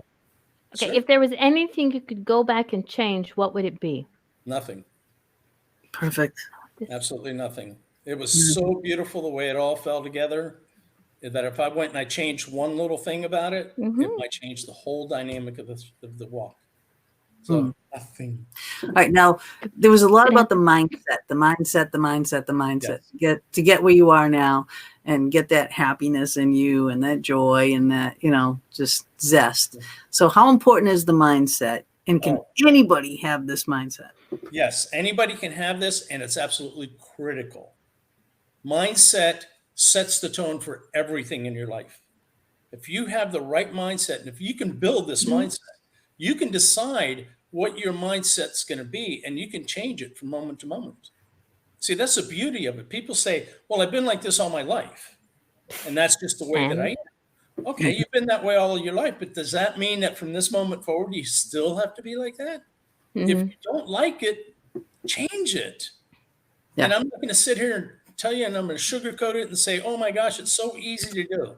No, it can be tough. Some of them are easy. Other ones, not so much, because they're so ingrained in you. If you keep working at it, if you keep going, if you keep digging, and you never give up, you never surrender, you can make this happen. Absolutely. Learn how to do it. Ask questions. Find out. Go on the internet. Look it up. How do I change my mindset? Call me. Ask me. I'll help you out. I'll give you examples. Awesome. Yeah, and if you go to his page and everything, he has all his links are there. You can get in touch with him on Facebook and everything else too. He'll be more than happy to talk to you, especially after you read his book. You want to read his book, right? The most important thing, the real reason why we have him here tonight is his book, his journey, walking from Florida to New York. And I know you wanted to go to Washington, D.C. Yes. It's a scary town. What was the scariest part of this whole journey? It's really tough to say because I didn't have a scary part of the journey. All right. Let me change the scary, but nervous. Okay. Where were you most nervous? Probably I can't remember the name of the town. Okay, but it was a small town in New York. Or no, skip that. After I got out of Washington, D.C., the walk was supposed to be over. Mm-hmm. So I lost my mindset as to what I was doing for a little while there when I decided to continue walking. Didn't know exactly where I was going to go, but I knew that I wanted to go help people because after the hurricane, everything got flooded, and I wanted to help people with the floods. So, and they were like, I like the music. I know. Sorry. Awesome. So anyway, I wanted to help the people, with the floods and everything like that. But the problem was I was too slow because I was walking. So I really couldn't help many people. But the scariest part for me was when I got out of Washington, D.C., and I was at that place where I asked the cops, can I walk across here? Yeah, big highway. Yeah. You're going to get arrested. I could not find a place to sleep. Mm-hmm. I had no place to sleep, and I got food. That's easy. Yeah, but scary. And my mindset had shifted. I no longer knew what to do. So I ended up getting a room. One of the employees at the Hilton actually said, you know what? I'm going to pay for a room with my employee discount. They gave me the room. I woke up the next morning. I started thinking about it, and I said, I changed my mindset somehow, some way, because I didn't know where I was heading now. I accomplished my mission. Right. What's next? Even though it didn't work out the way that you planned, you still did it. Yes, I still did it. And it turned out more beautiful because of the fact I didn't stop. I kept going. Yeah. Okay. And even though I had that one day where I was like, oh my gosh, what am I going to do? If I get caught sleeping outside, this neighborhood is so bad that the cops are indicated I would probably get murdered. Yeah. Okay? Yeah. That's I didn't want to get murdered that day. Yeah. No. You hadn't met us yet, so you were good. I had already met my murderer too. So that's there you go. He was a great guy, by the way. Do you remember his name? I don't. I am bad. I think it might have been Dietrich. But I do have to say that I am terrible with names. I am. Terrible. I've never been good. My whole life, I could not remember people's names.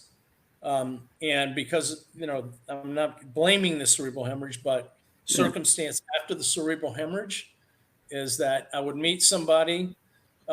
Prior to having the cerebral hemorrhage, I could meet somebody, talk to them for half an hour, 45 minutes. 5 years later, I could see them again, and I would know who they were. I wouldn't remember their name, but I would know who they were.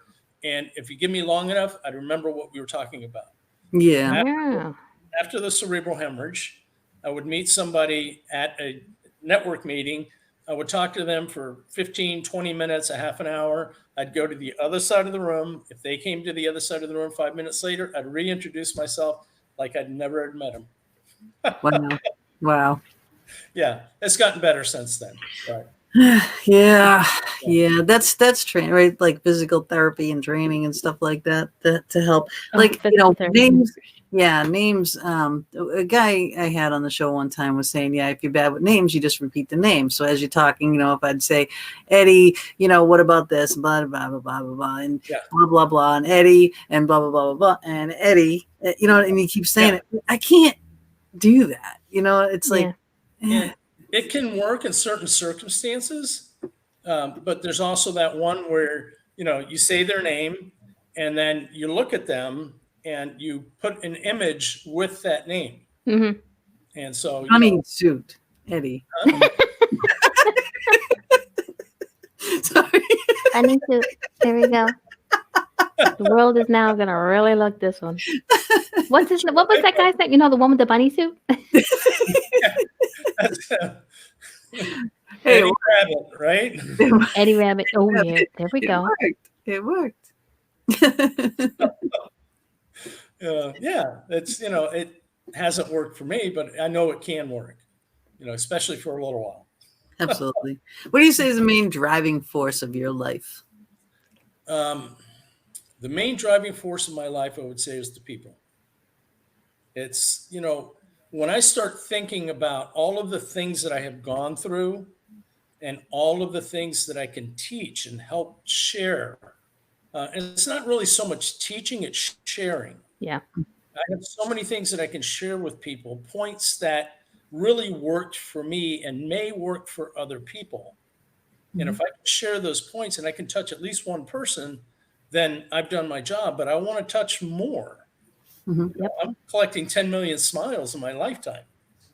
So when I can go out there and I can put a smile on somebody's face and I can, I know that when I walk away from them, they have learned something new from me. That's my driving force. And in my rabbit suit, it's funny because I had people that looked at me and they laugh and they shake their head and they say, I can't believe I'm learning the things that I've learned today from a rabbit. From a man who wears a rabbit. And they won't forget it. And that's the thing, Yeah. Doesn't matter how they get in here, it's that you get in here, That image won't go out of their head. That's right. Do something. And if they happen to forget it, and if they see somebody in a rabbit suit, like say Easter time, it will trigger that memory. It'll trigger that knowledge. Their memory. Absolutely will. Yeah. And pink elephants, they'll think about me waking up. And you think about them. Oh, I'm sorry. That's okay. That's beautiful. What was your biggest fear along from the beginning to the end along this voyage? What was your biggest fear? Along the walk.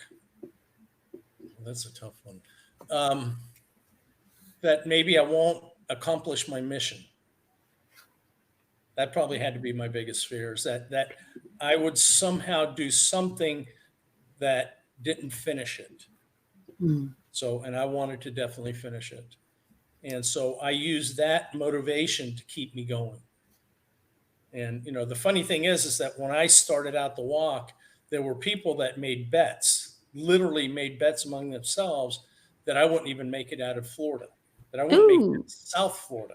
They should have given you all that money because you made it then and there and back. I'd be rich. Yeah, right. Actually, I am rich, so because all the beautiful people that I've met along my life and all the things that have happened, that makes you rich. Exactly. A lot of people think rich is just monetarily, but it's not. It's the love and the people that are around you. Yeah, it's the wealth that you have in your heart. Yeah.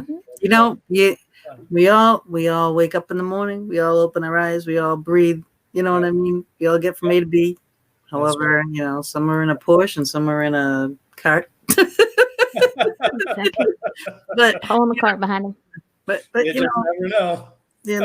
You never know. But we're all the same, And all the houses and all the stuff and everything.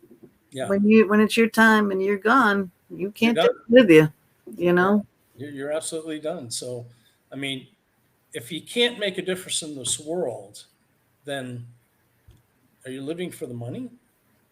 Right. No. Right. I obviously not. Money's just not enough. And you got to feel bad for people who the only thing they have in their lives is money. Yeah, I know. Everyone says that. Everyone always thinks the grass is always greener. If I had this, it'd be that. If I had that, it'd be this. It's like, what about what you have? Make your gratitude list, and read it and live it, and be happy. Yeah. But Mom, he keeps saying that, like the helping the people and the stuff like that. And you've said it, and Mama said it on the show on Tuesday. I've always said it in my shows that if I help one person, just one person, then my mission is complete with this show, Yeah. And I think we made some people laugh, and Dave. Yeah. For the amount of laughy faces that came up on our Facebook feed, a lot of people were laughing and smiling. Oh, good. That's good. That's good. See, Eddie, it's contagious. It works. Contagious. Absolutely. Spread it everywhere, please. Definitely. Like manure, spread it out thick and wide. That's right. Not near my house. And make the laughter grow. And that's another thing is that, you think the grass is greener in someplace else? Fertilize your grass. Right. If you fertilize your own grass, it's going to be greener than the other people, and they're going to want to come to your grass. That's right. And you'd be amazed at how many people think that your life is perfect. Right.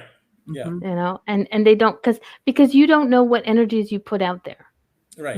You just you assume that you put, and there's that lovely word my children taught me, it makes an ass out of you and me, but you assume that everybody else life is much better than yours, but that person that you're going, it's like, I think, oh, Gina's life is so fabulous, she's got this gorgeous house, and then Gina's thinking, oh, but Mama D is so. Stop assuming what other people have. Be grateful for what you have, for what you do. Right. You're not walking in their shoes, so you don't know. I know, my life, it's very, very complicated, but I choose a way to make it simple. But does it always mean that I'm happy? Does it always mean that it's easy? Absolutely not. No. But you have a mission to get those 7 smiles every day. I hate roller coasters. Yeah. Well, that's unfortunately, that's the thing, is we do have, you can't have the good without the bad. You can't have the joy without the sad. Without the bad, you can't appreciate the good. Yeah. And how cute foxes are. Jacob. Jacob is my little, he's like a little brother to me. He comes to our events and whatnot, and he loves foxes as much as I do. Yeah. Not more. Me, I've got this thing. There you go. Manly man cup. Well, you have to get a cup made with your logo on it. Have that cup. I really should get some things. I got a lot of T-shirts and wristbands. Do you still sell the bracelets? The bracelets? Yes. Okay, because I'm going to have to go to the website. I want a bracelet, because I was reading through it, and you were like, and that's the only thing I didn't do is go to the website. Yes, I have the bracelet on. See, and that would just so match me. I could get my nails to match the color. Hoo-ha. There you go. Oh, you should see her. Oh my God, she's got beautiful. Now, do you know the story behind the bracelets? No, I don't. Well, if you see, the bracelets are red and white. Yes. Okay. Red, the color of the heart. Mm-hmm. White, purity, which means if you smile and wave, you come from a pure heart. Now, these particular bracelets, I don't have that many left. Okay, were blessed by Buddhist monks. Ooh, that energy is deep. Chanted love and prayers into it for like 10 minutes. Okay. Oh, I like that. And then I put my own affirmations into it. So, and then I always say, when you wear it, it says "Smile and Wave America, Happiness Ambassador." So you start playing with it. If you're like stressed or something, you start playing with it and you see the word smile. And it reminds you to smile. True. And you keep playing with it and it says Happiness Ambassador. And it reminds you that you are a happiness ambassador. Nice. So next thing you know, you're happy again. So we're going to have a lot of happiness ambassadors. We do have a lot of happiness ambassadors. You just have to I just have to change America to Canada. And you can do that. You can do that. I'm going to write it on the inside. Sorry, but she's injected into America. There you go. Well, I had to import a man to marry. The Canadian guys couldn't handle me, so I had to import an American. I married a boy from Philly. Right. Not far from me. There you go. And you were in Philly? That was part of your walk? Yeah, I was in Philly. That was amazing. I got to meet Michael's there. So I have not been to Philly. I live 2 hours from Philly, and I have not been to Philly. Yeah. Go, woman. I'm waiting for you. Get your passport. Get down here. Hurry up. Yes, dear. I'm waiting. Oh, you got to come down. Weekend. Yeah. We're all. And I've got a lot of friends in Florida, so I'm going to be coming down there too eventually. People be like, "When are you coming?" When the border takes my picture off the borderline, they let me come. Do not let this woman into the States. Trust me. We sent you Justin Bieber, and now we're not letting Mama D down. But we won't let her go back. That's the thing. She'll be defecting. Yeah. I wouldn't let her go back. I got duct tape and rope. I'll That's a room upstairs. And they got different colored duct tape, so don't worry, you'll be fashionable. Oh yeah. Thank you very much. Okay, so long as I'm fashionable. Butterflies. I got butterflies. Here we go. Yeah. The little stickers on it, Mm-hmm. Yeah. You'll be right at home. Okay. Be a good time. Okay. I like self-hugging jackets, so just make me a A duct tape jacket. That's all. Jacob says he'd like to have an Australian woman as his wife. Why? Why would you like an Australian woman as your wife? She gonna kick your butt. Accent? I know a little Aussies. It's the accent. Got to be the accent. Well, it's beautiful. After an hour and a half, there's still people watching the show. Woohoo! That's a win. We have 5 left. We haven't run them all off. Wait a minute. Go ahead, sing. Nice. We have 11 minutes. Did they run off now? Nope. No, they're still there. Oh wait, one did. People. That's only because they weren't in the room to hear that. Oh, okay. I'm good. Well, like I said, though, sometimes, Thursdays, some people can watch and they watch later. So, Yeah, there you go. And that's fine. That's fine. Yeah, but the thing is, we've helped 1 or 2 people. So it's like, hello, we've accomplished our goal. Right. There you go. For the day. Pass it on or help even more. Yeah, I've got listeners that called in to listen to the show because I got some people up on the board. Oh, okay, one of them just dropped. But hey, what's going on? You heard me sing. All right, mindset. Stay. We have 11 minutes left. But yeah, there was some listeners up on the board, so and we'll be posted all over the place. And let's see, So. Okay, for those who will be listening in the in the audio section, the website you have to go www.thesmileandwaveproject.com. Go there, buy your bracelet. Probably doesn't cost a lot, but you be an ambassador, dude. Yeah, you will be a happiness ambassador, and you can be a happiness ambassador every day just by going out and sharing your smile and helping other people out. Simple gestures like what you do with the ladies and the older people, and you help them grab something that they can't help. You might be taller than somebody, you might be shorter than somebody, and they can't reach down there. So they have a bad back. Help them out. Just sharing that smile, talking to people. It doesn't take much. It doesn't take much. That's the thing. We are one family, one world. Yes, I like that. Yeah. And people think you have to do something big. No. Simple thing. No, it doesn't have to be a grand gesture. You don't have to go walk from Florida to New York. That's what I wanted to ask you about. Now, when you got to New York, when I what? You go walking into New York city with your cart.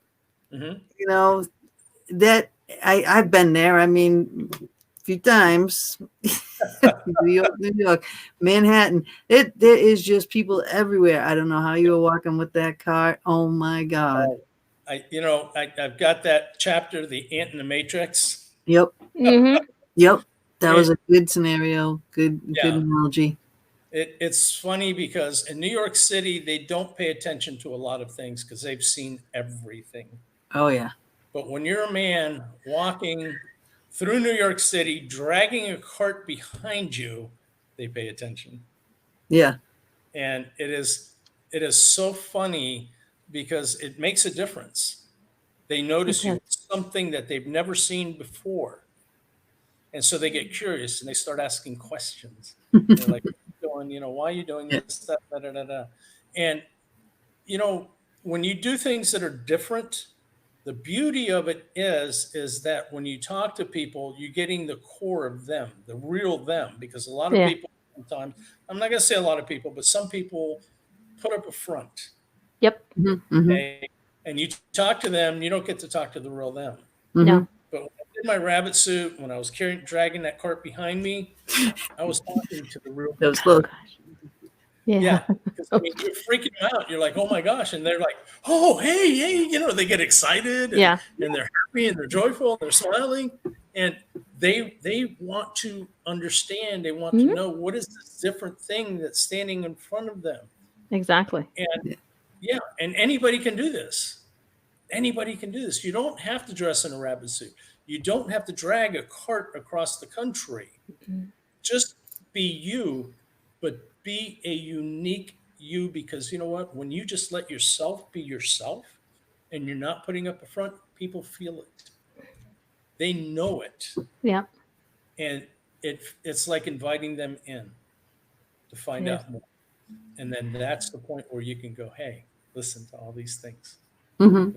And you can share the wealth of knowledge that you have with those people. And then it's up to them if they want to take the things that you've been able to share with them and do something with it. That's a beautiful thing. If not, and it's almost impossible not to. If you're honest with yourself and you're asking the question honestly and you listen, you cannot walk away with nothing. You always walk away with something. You know, now I have a question. Oops, go ahead. No, you go, please. Your last trip where you UPS'd it or Purelated it, the poor little wagon back home. What was it like getting on the train and nobody asking you questions? You know, I got to say, first of all, UPS was amazing. They rock. Okay, offering to ship all of the contents of that cart to my house for free. 181 pounds. Right? So getting on that train and with nobody wondering what I was doing and things like that it was an awesome experience.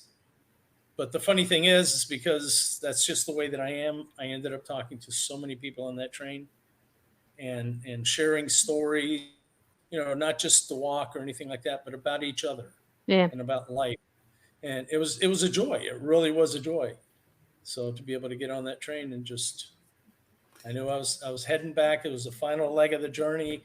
And I'd reflect back and go, I kind of wish winter wasn't coming because I'd keep going. There you go. Oh, God. Yeah, right. Not winter. Yeah. Not heading up by where she is. She just a big storm. Oh, no. Snow is over my head, dude. We're not going anywhere. It's had chilly up there, doesn't it? Kinda. It's freaking cold. But mind you, spring is coming. Truck across the lake.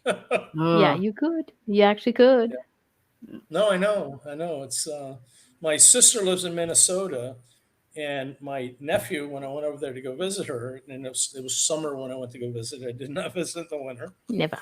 They told me a story about how they get the little beach fronts on the lake. They would drive a dump truck across the lake when it's frozen, take the sand and dump it, then drive off of the lake, and then when it comes in and everything melts, it falls right into place, and they got their sand on their beach. Yep. Yeah. It's like, well, a lot of people have done that in a lot of the camps, like up in Maine and whatnot. The ice fishing places and stuff. Everything gets driven over the ice, and because it's to go around, it's it's a long trek. I told my nephew, I said, I don't want to see that except for on video. Yeah. Right. Oh, I like where I am. I think, now I'm in the middle, right? So you're all the way down there in, Florida. She's way up there in Canada. I'm in the middle. Yeah. But I mean, at least I'm away from a lot of the. So I'll drive from Canada, pick you up, and then we'll go down to Florida. There you go. We'll fly. We get an airport right up here. We'll fly. I've never flown. Now, we do have an issue that you guys don't have. What's that? Okay. Okay. Have you ever tried to scrape sunshine off of the windshield? I know you guys got to scrape ice. I've got a lot of friends in the UK. I've been to Florida.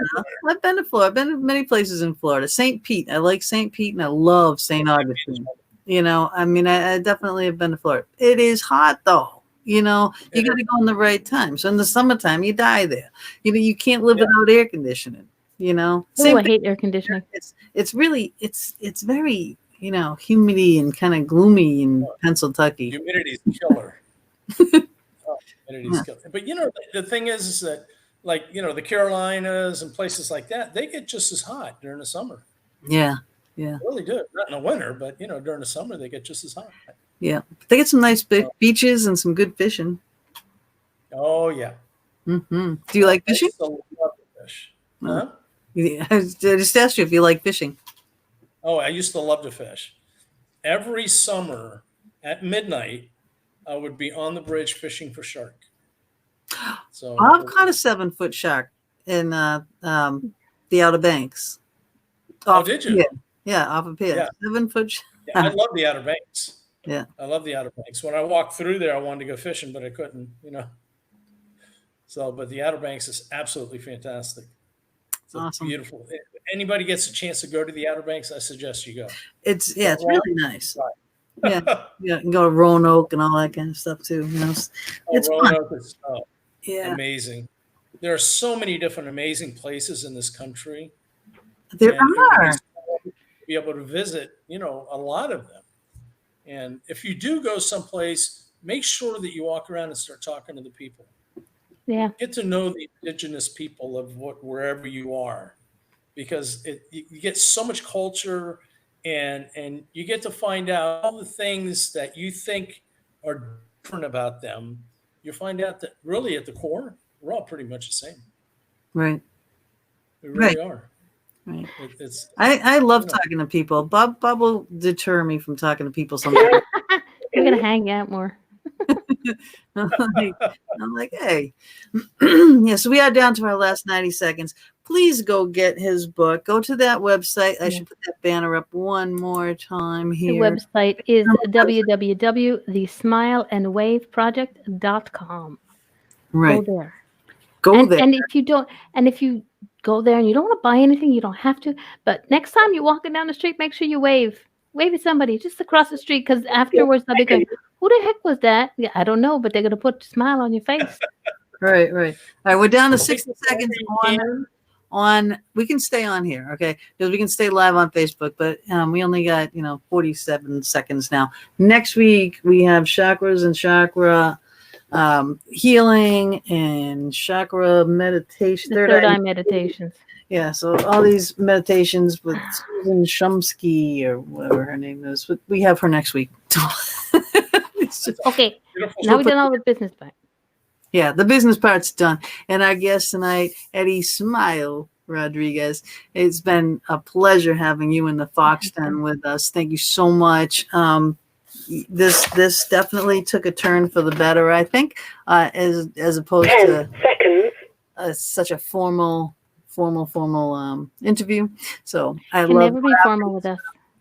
Yeah, at least not with me anyway. Yeah, I mean, I really enjoyed myself. Thank you, both of you. You're wonderful hosts. Very easy and relaxing to talk around you, and just be able to pick up the smiles, because you smile greatly. You have beautiful, wonderful smiles, and I know that you make such a difference in this world. Oh, yeah. We can't. Yeah. It hurts just smiling, so my cheeks hurt. I can't help it. But that's a good kind of pain. No, I have no problems with that. That's right. That's beautiful. Thank you both. I really enjoyed it. The thing is, it went back to another. I don't know what's up with Blog Talk tonight. It's just a strange thing. But I do have to apologize for the Blog Talk link. It's going to be kind of like it's going to have a dead spot, I would imagine. Or okay, I'll fix that with an MP3 for you. Okay, Mama, tech, Mama. Splice it up, baby. Splice it up. All right, hold on. Let me get this banner off and get back to the comments, because it says 2 great shows. See you soon. Yes. Excellent. Yeah, so there's a bunch of Jacob has a bunch of comments in there. I'm sure there'll be added extra comments after. Let me close out Blog Talk. Oh, I'm using the wrong mouse. Okay. If you too many damn mice in her room, not enough foxes. Not. Oh God, are you kidding me? I have. If you could walk anywhere again, if you could do this, where would you go? Mm-hmm. That's a good question. And would you? And okay, not just America. You have the world to choose from. Is there a country that you would say, I want to do that one? I was born in Germany. Yeah. Sprechen Sie Deutsch. Sprechen Sie Deutsch. Yeah. So I might like to walk that, or Ireland. Mm-hmm. Ireland. I got friends there. Gorgeous. It has all those castles. Yeah. So, Germany, yeah. Austria, they have beautiful castles, even better than. So the next walk is going to be over in Europe. There we go. Europe. Man, I would love to do that. So I don't have to do that. The Virgin Islands. Nice. I should say. Oh, that's awesome. I would so love to go Italy. I mean, I would walk. I would stay there for years walking. Well, you got have no choice. You're either on a moped or you're walking a little motorcycle because of the narrow streets and the stairs. Everything's hills, but it's beautiful country. There are so many beautiful spots. So many beautiful places. Yeah, but here, and here in the States, the beauty of them. Don't just walk through or drive through or visit and not enjoy. Yeah. That's the thing. Some people are so busy on getting to their destination. Yeah. The trip, the voyage, it's the journey. The kids it's the journey. Thank you. Doing it's the journey that's more important. It is very, very much so. And it's what you'll see things that you never thought you could think of. Yes. And you'll meet people that will give you amazing stories. Look at all the stories just the people that you met, the stories that you got. Yeah. That was like a major, major payout for you, my way of thinking. It's beautiful because you can go anywhere and talk to people and get amazing stories. I mean, I went to the gym one time and I thought I was going to go in and work out. And I spent an hour talking to a guy. Yeah. He had some amazing stories. He told me all about it. Yeah. And I ended up leaving a workout. Yeah. Yeah. I tried doing a boxing gym down the street. Yeah. And I couldn't do it. I have some issue. I couldn't figure out what it was because I couldn't keep doing the testing that they want me to do, but my lips turned blue and everything. But I met this great girl, Linda, and we chatted for quite some time, and we still talk. She was still going. I couldn't keep going though. I was like, damn it. Well, at least I can't box. I break a nail. I know. I have no nails. I did construction, so I still don't have nails. Yeah. I can relate to you in many, many ways. Yeah, working hands, work that just, nails get in the way. You got to have a couple that you can scrape paint and stuff out of a corner or not. And the caulking. You got to have the right thing. If you get that little pointy nail, makes pretty little, lines. Yeah, drink plenty of water so you can. Yeah. That's how you do it. That's what it is, Yeah. Caulking, it's fun. Do your best, cook the rest. Oh. That's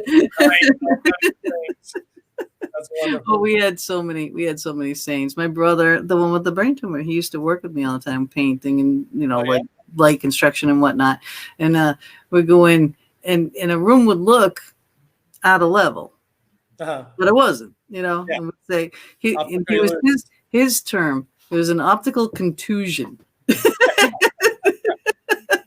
So we used to have more fun out in our like little things. Oh, in our music when we were working, my thing, if we were painting, every time we get done painting and the job was done, Dean Martin came on.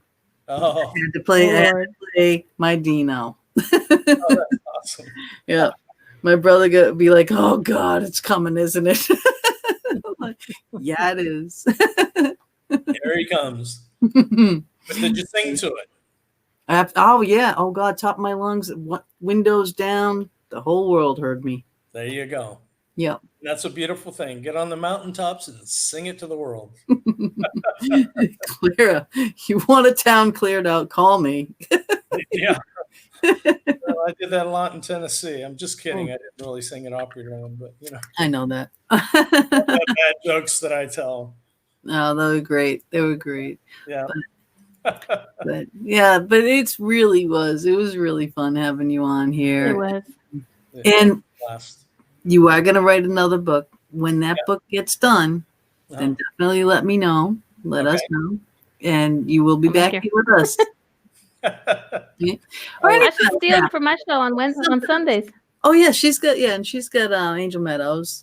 She has a show. I got another show on Sundays. Oh, do you? Cool. One that you host, and yeah. So if you ever want a bad guest, I'll volunteer. I do it the same way as this. I will bring you on because it's Angel Meadows, a conversation with friends, so you and I can have a conversation. There we go. Yeah. That's a beautiful thing. I'm in. There you go. See that? Said yes. We'll talk after. That's a beautiful thing. All right. Well, listen, I won't hold you up anymore. And just a quick one. They're $5 on the website. The what? They're only go. $5. Yep. Don't $5. That's like less than a cup of coffee. Thank you. Well, how many are left? You got to order yours before they're gone. He said no, but he had special ones that were blessed by the Buddhist monks. Yes. That are not on the website. Yeah. Okay. Right. You know, I've just got a few left. You know, there's not a whole lot there, but Mama wants one. Get some more, but I got to see if I can find these Buddhist monks to do it again. There we go. Well, we'll call them up. Get them on the phone. We'll find you. I can find you some Buddhist monks. There you go. Hey, that'll work. I think we could. I could. Who knows Buddhist monks? All right. Let's hook up Eddie. I have friends who have a Buddhist monastery. There you go. Yeah, I know that they will be there. If you build the monastery, they will come. They will come. From all over the world. Yes. Well, you built the show, and people showed up. Yeah.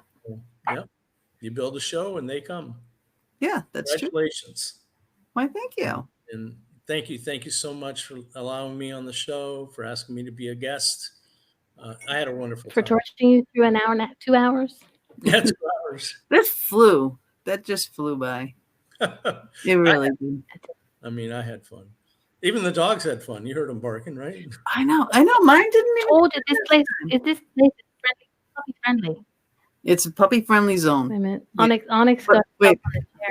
You know, you guys know we are still live on Facebook, though, right? I'm gonna get something. Hold on. Okay. Stay there. Don't talk amongst yourselves. Okay. She always does that, and then when we start talking, she complains because we left her out of the conversation. I know. She's going to be like, what did you guys say? How come I didn't hear this? I'm like, questions, right? Booted her from the room. We had some Buddhist monks on here. They blessed the vans, you know. There you go. Oh, the fox. Oh. With the hat. So cute. Yep. So I was gonna put this on. Talking about the bunny suit, you know? Yeah, there you go. So we could dress him up in the bunny suit. Yeah. Put some bunny ears on him. Yeah. But you know what? I can't be in the bunny suit around that because they might chase me and eat me. There you go. Yeah. This is the hat that goes on the fox. But it is a fox mask that I got for that's pretty cool. He was gonna be up for Halloween, you know, but now I got him. He's up on my wall. I'm in the corner. I have 2 fox things with my steampunk hats on them. There you go. And then my hat holders. But when I saw the bunny suit, I was like, should I put that on? I put some butterfly wings on the bunny suit, okay? Just let me in there. There we go. Wings. You can attach wings to the back of the bunny suit, too. Absolutely. A flying bunny. Hey. Yeah. You heard it here. Yep, right here on the Fox Show. So that's right. Oh my God! Ow! I just banged my knee on my desk. Where? Did you hear that? I always laugh in danger. Whenever I'm in danger, I laugh. You know, we were out on a boat. My late husband. We were fishing down off the Cape, and there's a place where there's an inlet. And then the ocean side comes out and they meet together and the waves crash. My job was he's fly fishing and this thing is going whiz banging by my face. I'm just like, you know, but my job was when we got to the waves, start the motor and go back into the bay. Oh, wow. But I was too busy watching the thing going by my face. And then all of a sudden the waves would start coming and I'm getting soaked and the waves are coming over the side. I'm laughing hysterically, right? Because that's what I do. Laugh in the face of danger. He's panicking and I'm laughing and I'm like trying to start it and he's like trying to get over me to start the motor and I'm like, oh my God. That's your default, the laughter. I mean, even if we tipped the boat, I mean the beach was on either side of us. I mean, we weren't going to die. We were right there. We could get to shore. You know what I mean? It wasn't that dire. Yeah. But man, he was like all kinds of upset. Because things are going to get washed up. And I'm just like, I'm trying. You know, what are you going to do? Oh my God. Not much you can do, right? But you Yeah. And you know what? Laughter, that's a great default. Yep. That's a great default to have. When you're in danger or when something's bothering you and you start laughing, amazing. Yeah. That's When you a- get scared, when people scare you, do you laugh or do you scream? Scream. And That's then I laugh. my And problem. after I smack them. Bob scared me. I always scare Bob because he's hilarious to scare. Yeah. His face, his actions, what he says. It's fantastic. I love doing it. I used to do it to my kids all the time too. Scare them. Now my daughter's like immune to being scared. She really is. She's just like, oh, mom. I can set up something elaborate too. It's like, oh, mom again. You have to do better than this. Yeah. So I have to come up with really something elaborate. But Bob scared me. I was kind of like almost in a meditative state, washing dishes out the window. And all he did was come around the corner and he was just saying something as in a conversation. But I yelled and screamed, like, oh, Jesus Christ, and scream. And then I couldn't stop laughing because he finally got me and I was just, I was rolling. Like, oh my God. And he didn't mean to do it. When he tries to do it, so I'm like, I got her. It's like, yeah, no, I know you're there. No more. Oh, all right. Enough of my funniness and silliness and stuff. All right. I'm going to say goodbye to Facebook land. Goodbye. Bye. Facebook land. Share the show, please. Yes, please. Share the show. Love you. And ciao for now. And again, thank you so much.